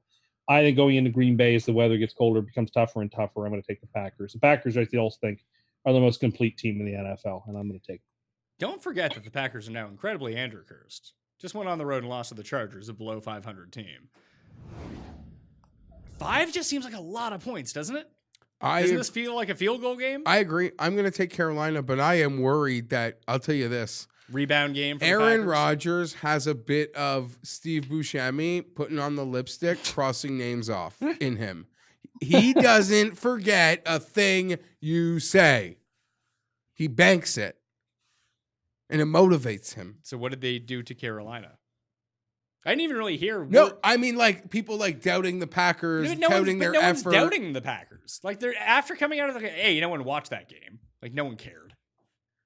And it was a nationally televised. They're all nationally televised. No, it was the CBS of the main game with Romo and Nance. It was the main. Did you read one story this week about how the Packers they're reeling now? No, I read a lot of stories that the Packers' effort was deplorable and is in question. Was this on It like a was a Chargers threat. blog? No, it's one of the two. It was like a video clip from one of like the 6 shows that I watch. No. But I only watch these shows and they're like 2-minute Twitter videos. So what are these shows? Like Skip Bayless? No, I don't go there, but I like Nick Wright and Chris Carter do a little back and forth. Fox Sports 1 in the morning. Isn't Dan that like- Patrick. Isn't that like low rent Skip Bayless? Okay, maybe it is, but it's not Skip Bayless. Dan Patrick. I'm not a hater of Cowherd. There's 3. Rich Eisen pod videos. So I don't know. I I'm not saying every one of those shows, but I heard more than enough places. The Packers, put it this way, because I look for it all. Mhm. I just wanted someone to say something nice about me for once. No one did. No one has anything nice about me to say. It was all about how bad Green Bay was, how bad Green Bay didn't show up. Green Bay's effort was deplorable. I heard a lot of it, and I went looking when these guys were talking about the game. I mean- So I disagree with what's being said. I'm picking Carolina, but I know Aaron Rodgers makes notes every time anyone insults him. You're not dumb enough like the quarterback in Cleveland to bring it to the well. Sometimes Aaron does bring it to the podium, so I'm going to back off that. So It was 30-27. So you were right. The Rams only beat them by 3 points. Shocker. I was wrong too. I just remember the line was 2.5, and I bet the Rams, and they covered. Anyway. But you said it. They got bullied on the lines, and the Chargers did. shouldn't bully you like that, and Carolina can. So I think it could be a close game. Bradbury being in or out is going to be maybe the key to this week if he can shut down Devontae Adams, because last week Hayward was able to shut down the passing game basically, and they generated so much pressure that Rodgers didn't have a ton of time at all, and it really affected their offense. It turns out when you can't just be so efficient throwing the ball in these dink and dunk passes that you can't run the ball at the same time. But this Green Bay team that we saw last week, now obviously they're not that bad, but that is far closer to what the stats have actually said than what they've been so far this year. Like Rodgers hasn't been great so far this season. Well, according to Rodgers' post-game presser, he was only pressured twice. You know what? Give up on the Packers all you want. They have my full support. No one is giving up. No on one's them. giving up on them. I'm just saying that maybe they're not the most complete team in the league, I believe they are. as you just said 3 minutes ago. Yeah, well, I but- think they are, and I stand by that. I love Picking this them to not cover a game is not me abandoning them or thinking they won't win their division or thinking they won't be They ultra might not make the competitive. playoffs now that they're this Andercursed. You know how this works. This just happened to you. How good was your team when they were Andercursed? Oh, please. It's not a thing. Let it do its worst. I'm not worried. Carolina to cover. Might need to lock that one in. What did Tim? Oh yeah, what did Tim on Saturday night? He like abandons Notre Dame. They have this like 90-yard 2-minute drill, game-winning touchdown drive. Sealy was there. Oh, that's awesome. That'd have been a fun one. Would have been. Rams at Pittsburgh. That only saves the coach's job a little bit longer, probably too. Yeah. Oh, in Notre Dame. Yeah. Yeah. Rams at Pittsburgh. Pittsburgh 3.5-point dog at home, 44.5. James Conner is practicing in a limited fashion. I still don't think that he goes in this game. I don't know what to do here. This set up really well for the Steelers. I think their defense gives the Rams an awful lot of problems. This game reeks of under. I don't think Brandon Cooks is going to play for the Rams either. I think the Steelers win. I don't know if Mason Rudolph's good enough to win. Okay, I agree, but the Rams I'm not falling for the trick again, friends. I've spoken about it a lot. This is a team, there's a lot of high-level talent, but there's not much else. And it depends what you think about their quarterback. Everyone has differing opinions, or there's really two sides of it, however you want to look at it. They were lucky to escape the early part of the season. Then they started to show their true signs. Then they had a get-right game against Atlanta. Then they got to go and play the Bengals, who haven't beaten anybody. So now people might be confused that they're not in problem, right? Like, do you agree? Do you sort of follow what I'm saying? I completely get the I logic. think they're still in problem. But I don't think Atlanta and Cincy and their beatdowns of them, and they're good enough and well coached enough to take care of it, those teams, and they have margin for error playing those types of teams. And granted, you have some margin of error playing Mason Rudolph, but sneaky one, late kickoff, 4 o'clock, it's getting cold. Give me the Steelers. Good defense too for the Steelers, like really, Yeah, really, really good. good. But if we're gonna spin it that way for the Rams, that maybe they're not right after appearing, like maybe they are right. Let's do the same thing for the Steelers. The Steelers lose Ben Roethlisberger; they're no good. And then what happens? They beat the Bengals, they beat the Dolphins, and they just beat Indy, who had their backup quarterback in the game after the first drive, Beat the Chargers. and they beat the Chargers. Yes, because I mean, beat isn't exact. At their most, like at their peak of curse. Yes. So no, the peak of curse would have been the Melvin Gordon fumble. I don't know how good this Steelers team is. I do think that the defense is real, and they do have a good enough offensive line. But is a good offensive line enough to negate Aaron Donald? Probably not. He's the best. He's probably the best player in football. At least the most impactful player. You make. I mean, what you got on the screen there is why I'm taking the Rams. They've covered 6 of 8 games. This team, despite having had some troubles, have sort of shooken off those troubles a little bit and have won a couple of games in a row. They're coming off a bye. I picked Pittsburgh last week and had to white knuckle it with that pick the whole way through and kind of wished almost the whole game I had taken Indianapolis. I'm going to feel better taking the Rams in this game, and I'm going to take them. I got a turncoat. They're off a bye. Like Sean McVay, outside of there was that game, it was week 6. Someone punked them. It was San Francisco. Off a bye, he's averages like 35 points per game. That was his first loss off. Well, granted, he's only been a coach a year, so the off the bye thing. Sean McVay with extra time, semblance of it, he has been dominant outside of that one San Francisco game. But San Francisco wanted to make a statement that day. I got a flip flop. I hate it. Fuck. I'm flip flopping to the Rams. McVay extra time.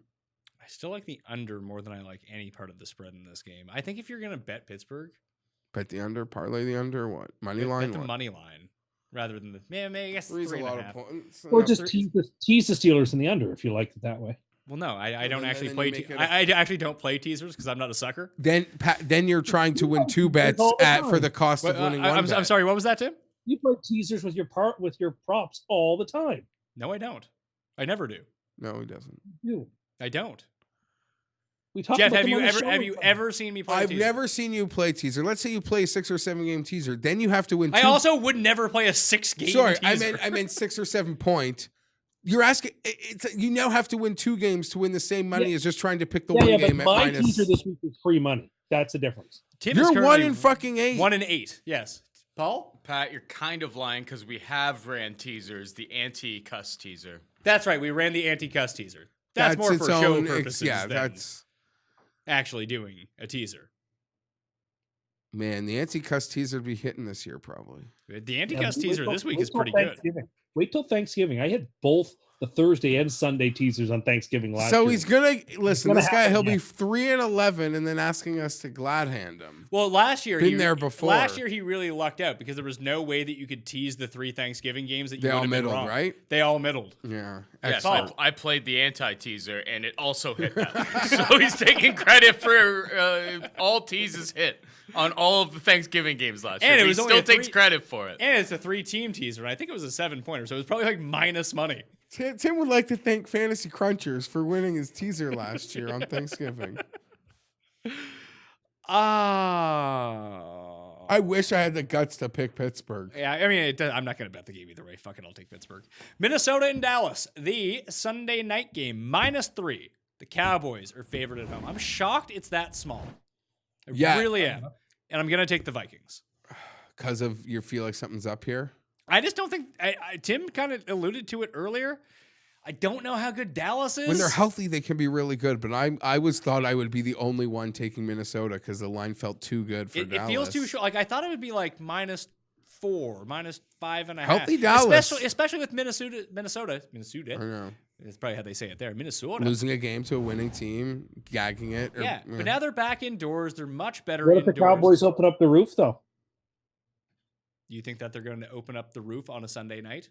Well, since the Vikings are 0-13 in their last road game, can they open up that roof?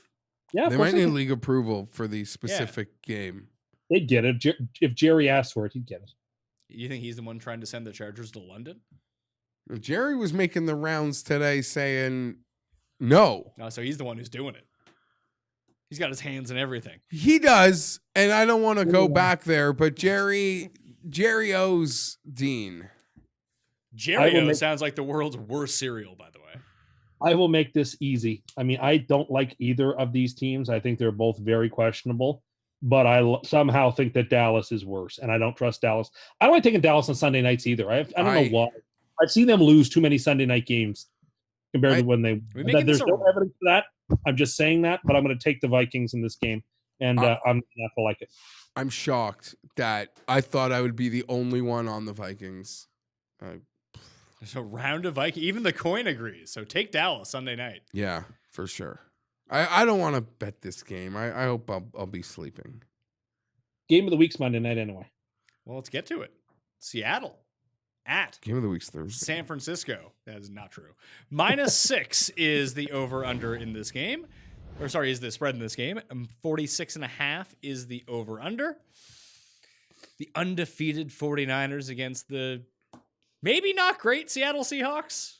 They have the MVP on their team. That helps. But they play these close games against like marginal teams or they lose. Like, I'm not convinced that they're all that great. I think they're better than the Rams.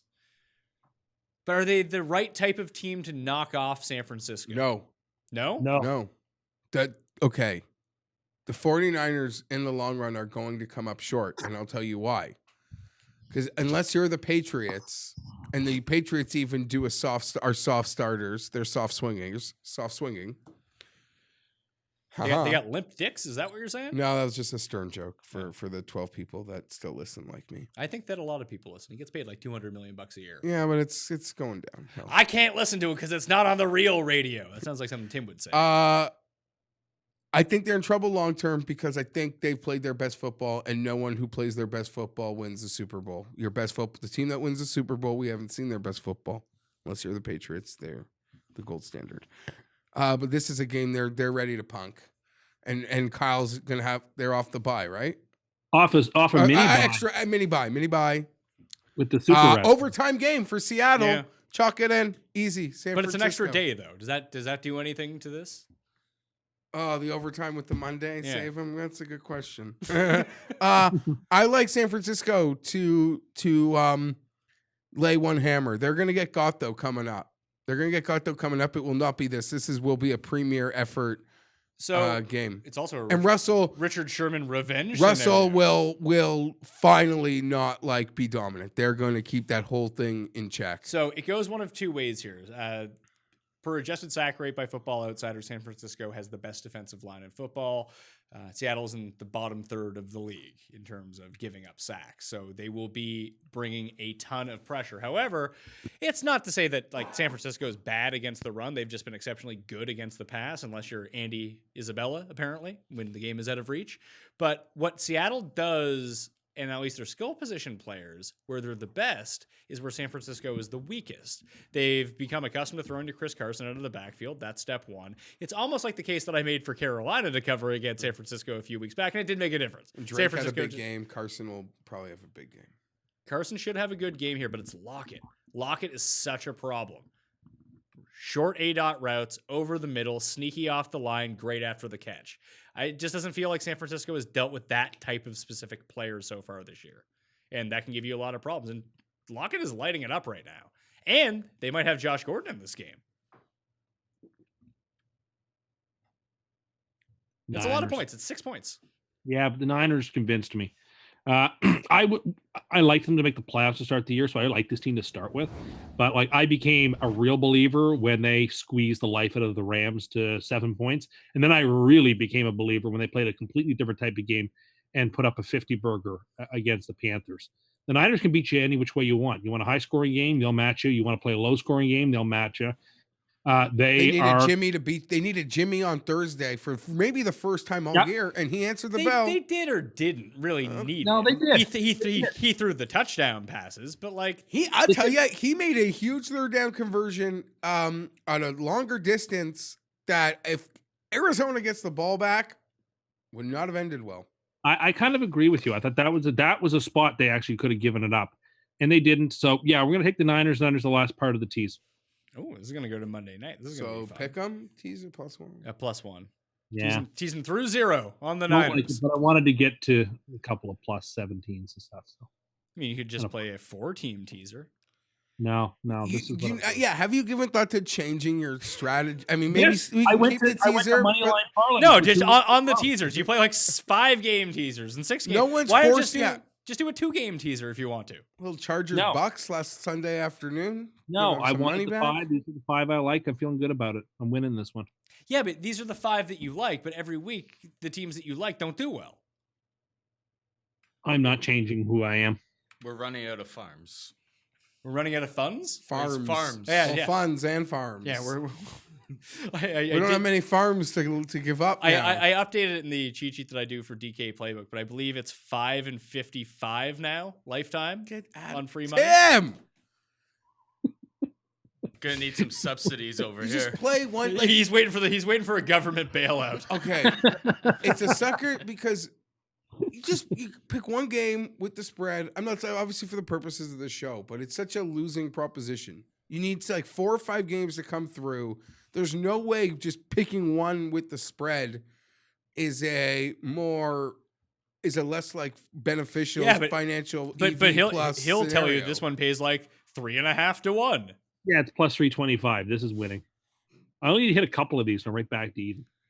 If you hit this one, I You'd believe be pretty close. I believe the first one you hit was 2 to 1. Oh, No, it's a little better than that. And then if I get my double on No, it Thanksgiving, wasn't. I went back and looked. It's 2 to 1. you see, he's like. So he'd be down still 4 But bets. if you ask him how he's going to do this year, he's telling you he's got 2 wins coming on Thanksgiving. guaranteed yeah. wins. yeah, well, I have a Thanksgiving heater on the go. Do you want to bet that you won't win your Thanksgiving teaser?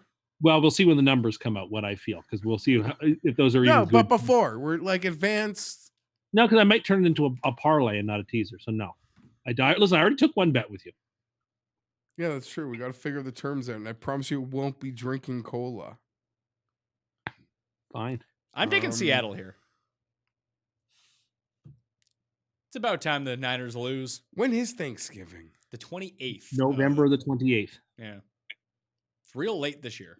Week Always the 13. Holy shit! It's always the 4th Thursday in November. Last year it was super early. I know, the but way- it just seems like it's noticeably it late is. this year. It's as late as it could be. Bears, Lions, Bills, Cowboys, and Saints, Falcons. Good for the Bills. They get a Thanksgiving They Day didn't get a game. primetime game, but they got No.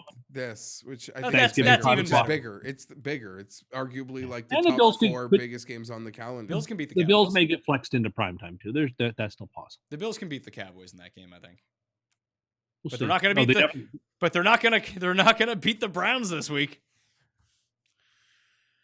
While we were recording, the injury report came out, and I gotta say, it was more positive than I'd hoped for the Raiders. If the teams are all just at even and the Raiders have their full complement, it's still a pick'em game. I'm worried they can just run and keep us away. They should be able to run pretty effectively. And Jacobs is good. Perriman got hurt. Perriman got hurt, really? Yeah. Big fucking shock. What is it, every game? Has he made it through a game yet this year? Yeah, the Bears game, man. Did he make it all the way through? Are you sure? He wasn't feeling a bit dizzy on the sidelines at some point? Who's more fragile, Mike Williams or Denzel Perryman? That's close, but it's got to be Perriman. I know. Every time Mike Williams Yeah, actually has a catch, he limps off. Mike Williams. Okay, when the trainers come out for Mike Williams now, I'm like, not even. You don't know if it's serious. Perriman gets hurt like badly. Williams just seems to always like have something he wants looked at. Williams goes down hard. Like he goes up high, he goes down hard, and he doesn't get up smooth. Let's review. Still hasn't scored a touchdown. Mike Williams? No, he had like 117 yards last week. That's pretty good. Great game, yeah. Super locks of the week. Browns. You stole my pick. Do it. Let's do it together. He called it free money. You shouldn't just. Oh, then Tim should have to play the Bills then. Well, that's his thing. He won't. He did call it free money, but he won't take them. Yeah. It's not fair. It's not fair for me to pick the game as that I know is free money as my favorite pick of the week. So Is it I'll not lead on the- people Why don't elsewhere. you let me make my pick before you mock me? Because I was picking the Buffalo Bills -3. Are you? Please? They're, put they're, people they're with actually me. +3. Or +3, sorry. Yes. Sorry. I'm picking the Buffalo Bills plus the 3 points. Yeah, All right, let's do this. Yeah. Cleveland -3. I know. I get it for content. We try not to have the same game, but we're But this, here. this is an exception. An exception. He free moneyed this. There's a chance the Bills get shut out. I've said that before. No, like you free money, you saying the term free money. Bills team total under. There's a lot of ways we can make money on this game. Tim, would you like to recap your free money teaser, please? Most certainly. All right, people. Go ahead and connect the Falcons, the Bengals, the Bills, the Lions, and the 49ers. Tease them all up by 6 points. Bet the farm. You said 7 points. 7 points. Yeah, I'm just looking at San Francisco -6. Sorry. Bet the farm, win 320 plus 325 farms. To get you back to down 3 farms. 3 farms for the year. Yeah. But it's harvest time, and we're fighting back. In fairness to him, yeah, he didn't hit 1 until Thanksgiving last year, so he's already got 1. Yeah, and he's told us he's got a double for us on Thanksgiving. That are both going to win. If you had to guess, which game do you think blows it for him? I think it's going to be out of the gate Atlanta. Saints by 40. Because Cleveland's my super lock, I'm pretty confident I'm going to say they have steamroll 30-3. They're bad. I'm not saying they're going to make a big run, but they have they will play the best game we've seen them play in a while. That's not saying a lot, but it'll be enough here. Well, if the world is on Detroit, which they appear to be, this could just be like a Bears 2 defensive touchdown game, and like Detroit scores 3 points. Or I don't mind, or Cincinnati plus 17. See, I don't mind the Cincy or Atlanta calls. I really don't mind going big. Although it's you're dangerous. You go against the Saints. You risk what they can explode for. Yeah, Tim, this is what you were doing to Kansas City the first 2 weeks of the year. No, I'm aware, but I'm not betting against any particular teams. I'm just picking spots that I think make sense to me. All right, going against. If you had to rank the best teams in football, top 5.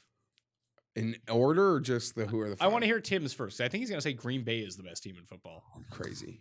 Patriots, Packers, Saints, 49ers, Ravens. I think I would go. I have New Orleans at number 1. Probably still the Patriots at number 2, then San Francisco. Then I think it's a real crapshoot. You could sell me on a lot of teams. I'm still not completely sold on Baltimore, but I'll give it to Baltimore for now at number 4. Saints, Patriots, 49ers, and then I don't know. I really think the Saints are a cut above. Packers could be my 4th or 5th. I don't think the Packers are that good. They're fine. Like, they're a playoff team. Yeah, but who's 4th or 5th? Like Dallas? Like, I Would don't it surprise you if Minnesota won that division? No, not at all. The answer is Kansas City. Fuck. Yeah. Kansas City. You're right. I don't know why it's sort of just blank because they haven't. The coolest guy in football hasn't played the last couple weeks. You mean the MVP? The best player in football? Yeah, the Magic Man. Yeah, they're better than Baltimore when Mahomes plays, and Mahomes is going to start playing again very soon, maybe even this week. You're going to watch that game on Thursdays, and you're going to cry me a Phillip Rivers because. No. You don't get a watch, and you said something about his passion, and you're going to see him barking at some 72-year-old old man who couldn't spot a ball correctly, and it's not his fault because a 72-year-old man shouldn't have to it's not his, it's his job. It's his job to spot the ball, but it's not fair to ask that man to track super athletes and spot the ball where their knee is down. It is the biggest fraud in football. They sell us on a game of inches. Those inches are stolen on every fucking play. Oh, not in this game, though. Since it's in Oakland and it's prime time, they'll have to get back out the index card again.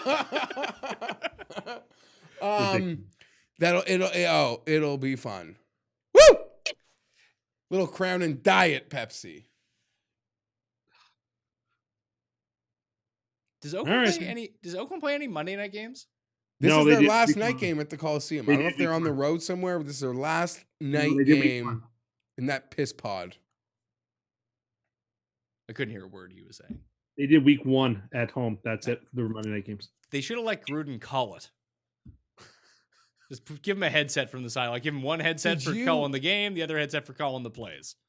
Maybe you didn't see this till your rewatch, but did you see like the start of the third quarter because it's so like tiny in where the Chargers played? They had Nance and Romo call it from the actual sideline. I liked it. I thought it was cool. I was into it. I think it takes away from what Romo does best, but I like that they're mixing it up a bit. CBS the old man, the Tim Andercust Boomer Network, is really trying to go outside the box here. They're doing that. Golf coverage is going to look a lot different. You know, they fired McCord and Costas. Yeah, but I was pro Immelman. Replaced him with me and you. Oh, that'd be great. Immelman and Davis Love. I like Immelman a lot. Yeah, and I think Immelman's it's a great. good. Listen, maybe you could argue they deserved a better exit, but that's just how it works. And I think it's a good refresher for a broadcast that was starting to feel stale. I mean, it's still going to be a terrible broadcast. Maybe, probably. They do the worst job on golf of everyone, by far. Sure, but those Jim Nance baritones just make it feel important. You could do it with Nance and Faldo and still have, like, they're good as broadcasters, but the broadcast itself is absolute trash. Yeah, I'm not here to defend it. I'm not here to defend it. Cut over to the old gambling channel. Talking about some live in-play bets as we go along. We can see every shot. There's no reason that we can't have the two sides of it. I'm not saying replace the broadcast that's up there now with a more interactive type, but you could have two separate feeds. I mean, now that we're here and talking, Mhm. give me your 4 USA captain's picks. Did they not pick them yet? I thought they picked them. No, I think it's like tomorrow. And if they picked them, it was during our record and we don't know it. I can't even remember who's on and who's off. Knowing that it's Tiger's going to pick Tiger's in. Tiger's going to pick himself, Spieth, Phil, and You're just trolling. who's some other loser he can pick that's like old and bad. You're just trolling now. Who's the next worst guy he can take? Is Finau available? No, you're Take missing- him. Okay. I don't know who's on the team and who's not. Essentially, it's a pod of picking from Tiger in no particular order. Tiger's in. Tiger, Finau. This is no particular order. Woodland, Kisner, Spieth. Fowler, Spieth, Reed. I have Tiger, Reed, Woodland, Fowler. You are nuts if you think Tiger's not taking Spieth. He shouldn't take Do you him. want to bet on it? Yeah, I'll pitch you on it. $50. All right, deal. No chance. No chance. Tim, what do you think? God, listen. I think He'll take Reed and Spieth. no, Tiger, Reed, Woodland, and I would want it.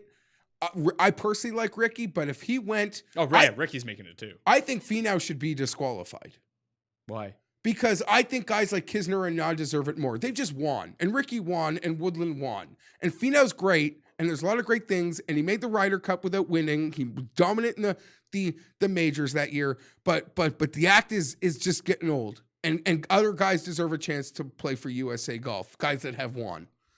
That's my opinion. I don't want to turn this into not liking Finau either, because I love the guy. My picks are going to be Tiger, Spieth, Phil, and Reed. Those are the four. And no Ricky. Maybe Ricky over Reed. Although that shouldn't be the case. I'm just who I think he's going to take. These are not my picks. And I guess this would end Phil's consecutive streak. Yeah, Tim, you're the Phil expert here. Phil's making this team, right? His last chance? No, I don't think so. Tiger, Spieth, Reed, and Finau.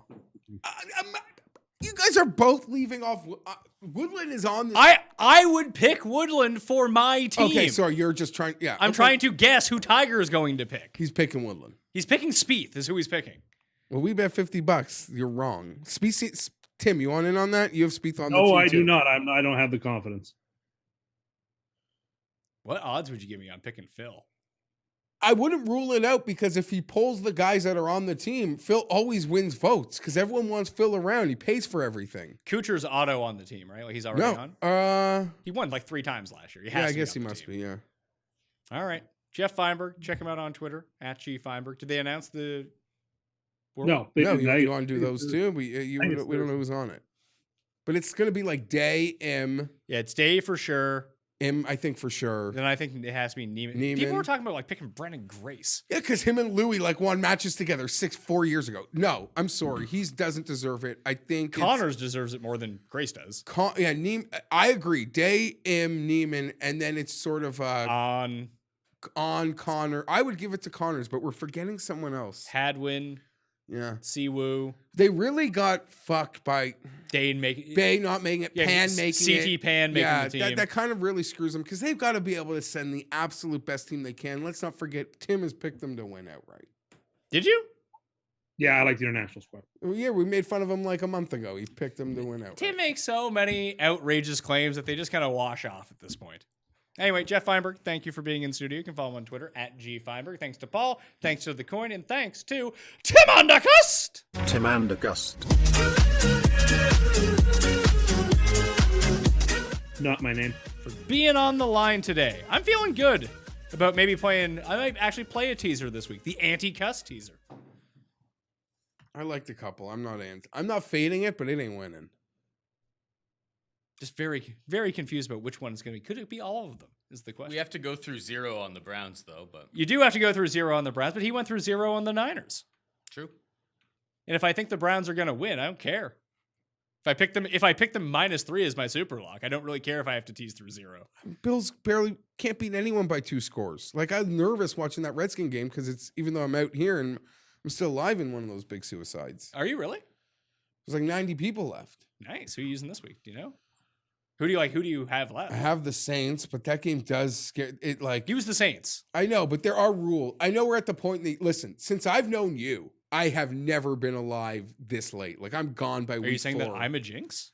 No, I'm saying like in the year, like I'm always horrible at eliminators, and I'm alive and it's double digits. So you have to break rules, but a division rival off a bye is a rule I try not to break.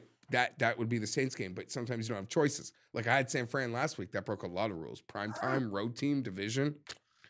Got lucky. Just got to take it. If you have good teams left, time to use the good teams. Anyway, that'll do it for me on the show. You can follow me at the PME, Twitter, Instagram, Facebook. I told you about the giveaways. I told you about the Listeners League. Yeah, that's really about it. The time codes. Remember the time codes and come up with a good wager for Geoff and Tim to do in their bet, which was what? Cleveland Buffalo? Was that the one? Yeah. All right. Cleveland Buffalo. If, you can fucking figure it out. Anyway, I'm Pat Mayo. Thanks for watching. I'll see you next time. Mayo Experience! Ahoy. Hello. What's going on? Not much. So what do you do? Just like curate all the various things I'm saying and doing and then just deploy them when you think it's a good moment? Why? What did I do? Just the other day you were just yesterday or this morning you were like, oh, here's a conversation about a name change that took place in our league. Yeah. I'd like to have that Excel sheet. You can't have it. Or just access to that sheet. I don't even have to have edit capabilities. I just want read only. No, you don't get it. I don't understand. I should be able to read it. I want to know what you've got logged up. How's your day? Yeah, basically everything. I don't know why you need to register everything I'm up to. Well, it comes in handy. There's someone else. What do you want for Emmanuel Sanders? Yeah. Well, it's different than what you've heard. I want a pretty reasonable pick. Give you a 4th for him. Hey, that's real. No, I'm being offered a top 15 player for him and Diggs together. Yeah, that's him and Diggs. Who's the top 15 player? I'm not going to tell you, or you'll know who I'm trying to trade with. Just want to It wasn't say hi, I Matt. love you. My phone doesn't have much I'm battery. not going to reveal my Charge it. play my cards. Just it's somebody who's in the hunt for the title. Okay, Yeah, I like to have it take on that you when I then. That sounds record. like a better deal. But yeah, I I'm guess I'll considering it. charge it when I'm like at 1%. That player has a 14th I round won't- keep value. I won't have it by me when I record. But we're about to start. I just wanted to call and say hi, I love you. I could give you Chris Carson for him. He's a 10th round keep, and He is good. he's a top 15 player. I'm being offered Juju for him. Oh, that's interesting. Okay, great. Yeah, that's a good deal for Patterson. Yeah, but it's also a good deal for me. Love you. It is if Bye. Ben comes back. Well, I can't keep either of those guys. Sure. Yeah. So, I mean, I got to kind of You liquidate recording? the assets I have. I tried today. I made a point of it just in case. Oh, yeah? I'll have to make a note of that. We would only What? use it if it's something. I heard what Paul said. Yeah, no, I didn't say anything there. Just- If you're going to be recording before pre-record, I'll make sure to counsel my tongue and not say anything. We always record before the show, if you haven't Well, noticed. Not always. Sometimes you don't. Well, he has to. I don't start always the- put it in. He has to start the recording at some point. I can tell you, I'll obviously get to it, but I'm thrilled that from the top of my ownership that they're angry because I'm angry. We're going to talk about it because I think that's a lady doth protest too much stuff. We're gonna talk about it. I agree with Tim. What is that? So what That is it? they've come out way too hard against this. Yeah, that It's type of definitely denial happening. means they were no, not that it's definitely happening, but they were definitely thinking about it. No, That's the type no, of no. denial Yes. you put out when you get your hand caught in the cookie jar. No. It- Dead it- wrong. it- well, let's save this fire for the people. Yeah, you'll have to just get up early on Sundays to watch your games. What do you got? What do you got there, Jeff? It's Dasani? just the water, but I got some. Yeah, we got some sour candies. Oh God, get that crap off the table. I feel like last week I Diet Pepsi. This was just something because it seemed to brought me some good vibes. You know, my best performance of the year. Not when you- picks wise. None of us had a good week picks wise. Oh, I was horrible there, but I am so annoyed that I did not get that Giants cover last night because for three Who and a should half be- quarters. you think I you was should on be the right more track. annoyed, or I should be more annoyed that I pushed my super lock on Tampa? Or I lost my super lock because the starting quarterback got hurt and they missed a field goal in the game. Well, I lost mine because the best defense in the last 15 years gave up 37 points somehow. Yeah, because No. they're instantly cursed after you pick them to go to the Super Bowl. And I have Yeah. another one of those. Yeah, you have as many as you want. I these just are need to have some. delicious. I just need to. Garbage off the I just need to table. have some for the record. No, but these are the good ones, Tim. They're not like the super chewy ones. They're the actual like cherry blasters. They just don't. They're like the knockoff cherry blasters. that Paul, taste would you hate them like all. one I hate them and I don't like or them. two? Oh, you're recording. I thought I was done with candy after Halloween. I know, right? Sour candy's just the best. Although you went to Bulk Burn for these, the sour keys they have at Bulk Burn are terrible. I didn't see even sour keys because I was thinking They about don't sour have- keys or sour patch kids. Like, they they're don't really fine. have a great selection. They're eatable, but they're not as good as like Yeah. the sour keys that we know. Yeah, I know what you mean. It's like you can get I don't have like the Sour courage Bearcats. to buy it, but sometimes like my wife might buy that like big box of keys. of keys I at don't- Costco. I don't like the big keys. I like the little keys. Yeah, yeah. I do I'm like- always I do yeah. like the big keys. Yeah, no, the little keys are prefer far the little more like yeah. No, I agree. God, just put a drill through my brain. No, sour candy's elite, bro. Yeah. It really No, other is. than maybe nerds. Nerds aren't sour candy. Like I get there's a sour nerd kind, but it doesn't count as sour candy. What, sour nerds? Remember Warheads? Yeah, they still exist, yeah. but they're like They get- powerful. I love those are like super sour. Those are great. Yeah, those some. Yeah, those. Fuck, these Those. are good. Remember when Sam used to hide the candy so you couldn't find it? She still does. I have to make her hide all the candy in the house, or I just eat You, it. All. you came home and I was like, she's hiding candy behind that whiskey cruet, and you're like, oh, really? We actually had a safe for a while where she would put all the food that I would eat but don't want to eat. As someone with no self-control, this is what I need to do. If I can't see it, I don't crave it. The moment I do see it, I do crave it, and I just eat it all. That's fair. It's like we can't have chips in the house because they will just be gone. They remain in the house for the amount of time that I see them in the cupboard, and then they're gone. But before I was married and Sam and I lived together, I would just not buy it at the store. Therefore, But it she would never buys be in all the of house. it. But she buys it There's all. like- She yeah. loves candy. But she can eat it. Yeah, she can eat it fine. She can. Yeah. She has moderation. Yeah. Oh my god, my wife will have like a thing of candy. It'll last so long, and I'm like, it's not fair. Like, I'm gonna eat it eventually, but like, she'll buy it. I'll only eat so much of it, thinking like she deserves to have some of it. She bought it. She likes it. But then like a month later, It's it's still still there. fucking there. Some of it, and I'm like, no. Like at this point, like I now get to finish it. I agree. You can't like I She- gave you a She does that with window. leftovers all the time. I gave you too. your window to eat that, but now we're past it. Like sometimes she'll come back with leftovers. She goes out to eat with her friends, and then she'll go to work or she'll go to sleep or whatever. I'll be like, hey, that looks delicious. It's like half a steak. Oh, this is really I'm gonna eat that, and then I'll eat it. And then she gets really mad, but that I ate her leftovers. But most of the time, she never eats her Do I have a leftovers. pen?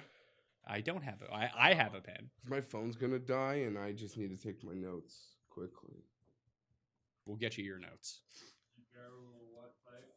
No, at this point, no. I know you like these types. Yeah, you know what I like, but at this point, I can't be picky. You like Yeah. That's like I don't like. that's your yeah. second favorite. I don't You like. No, this any might be heat. my favorite Okay, you don't like because I don't like wet pen. Like I those. don't know how No. you don't like the wet I'm a pens. lefty, I bro, like so I regular- like can write on regular top of it. That's plain, the problem. regular plain Bics for me. I'm with you. I hate those. Here's the thing. I'm a lefty, so the wet when my fat Oh. palm goes across, it's like all on my palm. That's why I think they write better and are better because my fat. What would you call this?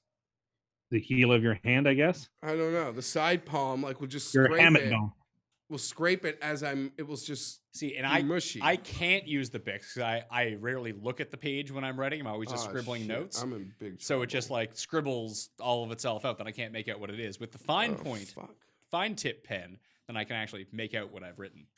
So I don't know. I'm on 1%, and I got a Samsung, so you wouldn't even be able to charge. I think it. Paul has a Samsung charger. What's your input? like the newer one, I think. Yeah, the circle. Yep. What a disaster. Problem solved. Yeah, the USB-C. There's nothing to plug it into around here, though, is the problem. The computer. Yeah. I don't even need it for now unless I lose my notes. I'm just gonna give you my phone to just plug in. If you wrote your notes on a cigarette package, this wouldn't be a problem. That's true.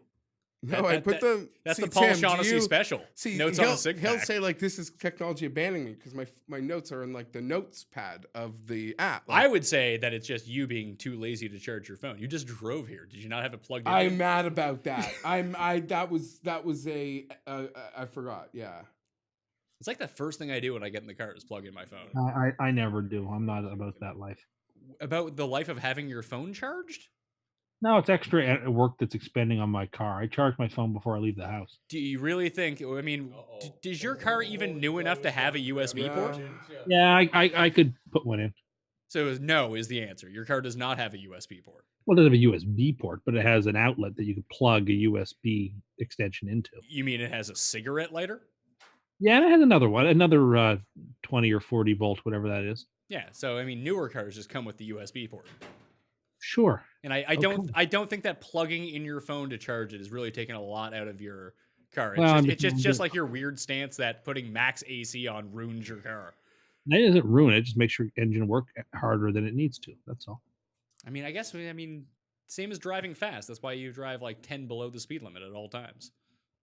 I drive the speed limit, which You is the don't. maximum speed and optimum. You don't drive the speed limit. You drive well below it. Well, I And, drive- and you're gutless when it comes to pulling out of somewhere to get That's in front not of a car. true either. I don't know why you're lying when we both know it's not true. You wouldn't do well in Toronto. No, Tim would just be stuck in the same parking lot forever. He would never get out. Toronto, you have to be a jerk sometimes. Like you just Yeah, you Oh, I'm- got, yeah. There's no way about it, and you just have to like wave and be like, "Hey, I'm sorry." If I I say can't this to wave my wife your all the hand. time because I don't think I'm capable of committing any like real crime to go to jail. The- Don't say that. You could do tax evasion. Sure, but I wouldn't even be smart enough to do it. I guess I could like pay the accountant to do it, but sure. I myself wouldn't know how to like do it. I'm not. Let's get this show on the road here. My Paul's point still being is I setting up could the kill. lights. I could And kill. Jeff is taking his notes. No, I'm good. Oh, let me just make sure I didn't. Paul's miss just waiting for anything. Jeff to finish taking his notes off of his phone.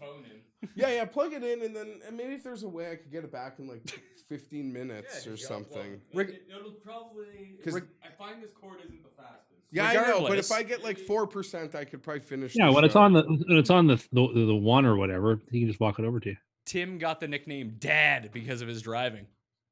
Sorry. So what I was saying was, I legitimately fear that I could accidentally kill a cyclist. But you got to be on the lookout at all times for cyclists. Like not on purpose, like a total accident. But down here, they're every fucking where sometimes, man. I'm good when the cyclists stick to the bike lanes. It's the jerks who just start swerving in and out of cars are the ones that ruin it for everyone. Got a good feeling. My hair's looking good. I like it. So you're good to go?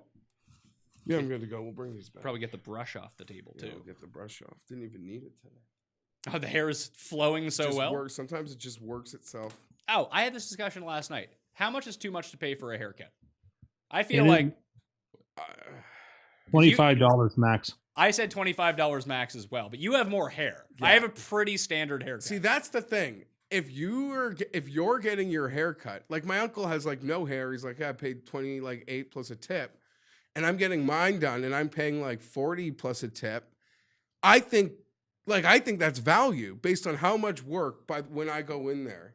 They do. And how often do you get your haircut? Not a lot. So they work for it. So I made a deal with the barber down the street. See, that's a great thing. I get my haircut every 2 weeks. So he look charges how me you look $15. things. Like, once we get in golf season, I only like to look fresh for the major shows. Yeah, that's true.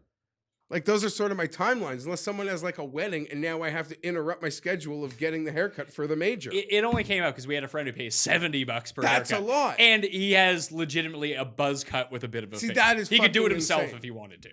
But I Bad pay value. like in the 40s with a tip. But I hear someone paying like 25 to 30 with like little to no hair like you. I think I'm not getting ripped off at all. All right. You ready to start? I'm good. I'm ready for this one. Tim, are you ready? What do I'm you ready need to me? go. Yeah, sorry. No, you're good. Just remember where your microphone is. So like when you lean back hard. Yeah. That's true. A little bit better. I'm just gonna bring myself closer, so we'll start closer and hopefully we go back incrementally. All right. Starting go. Cracking a DC. You're good to go. All right. Welcome to the Pat Mayo experience. What? He's crinkling. Oh, yeah. Now you're too close to the mic and crinkling up candy next to it. Sorry, I'm just trying to trigger Tim. Take This him is, out all of his. part of the, this is all part of the real intro that you're using. Take up. I need to take him out of his Diet Coke safe space. Worked for me last week. It's true. You get Tim all rattled, then the Chargers win. That's how it works. All right. Ready? Yes. Yeah. Mayo experience! Experience!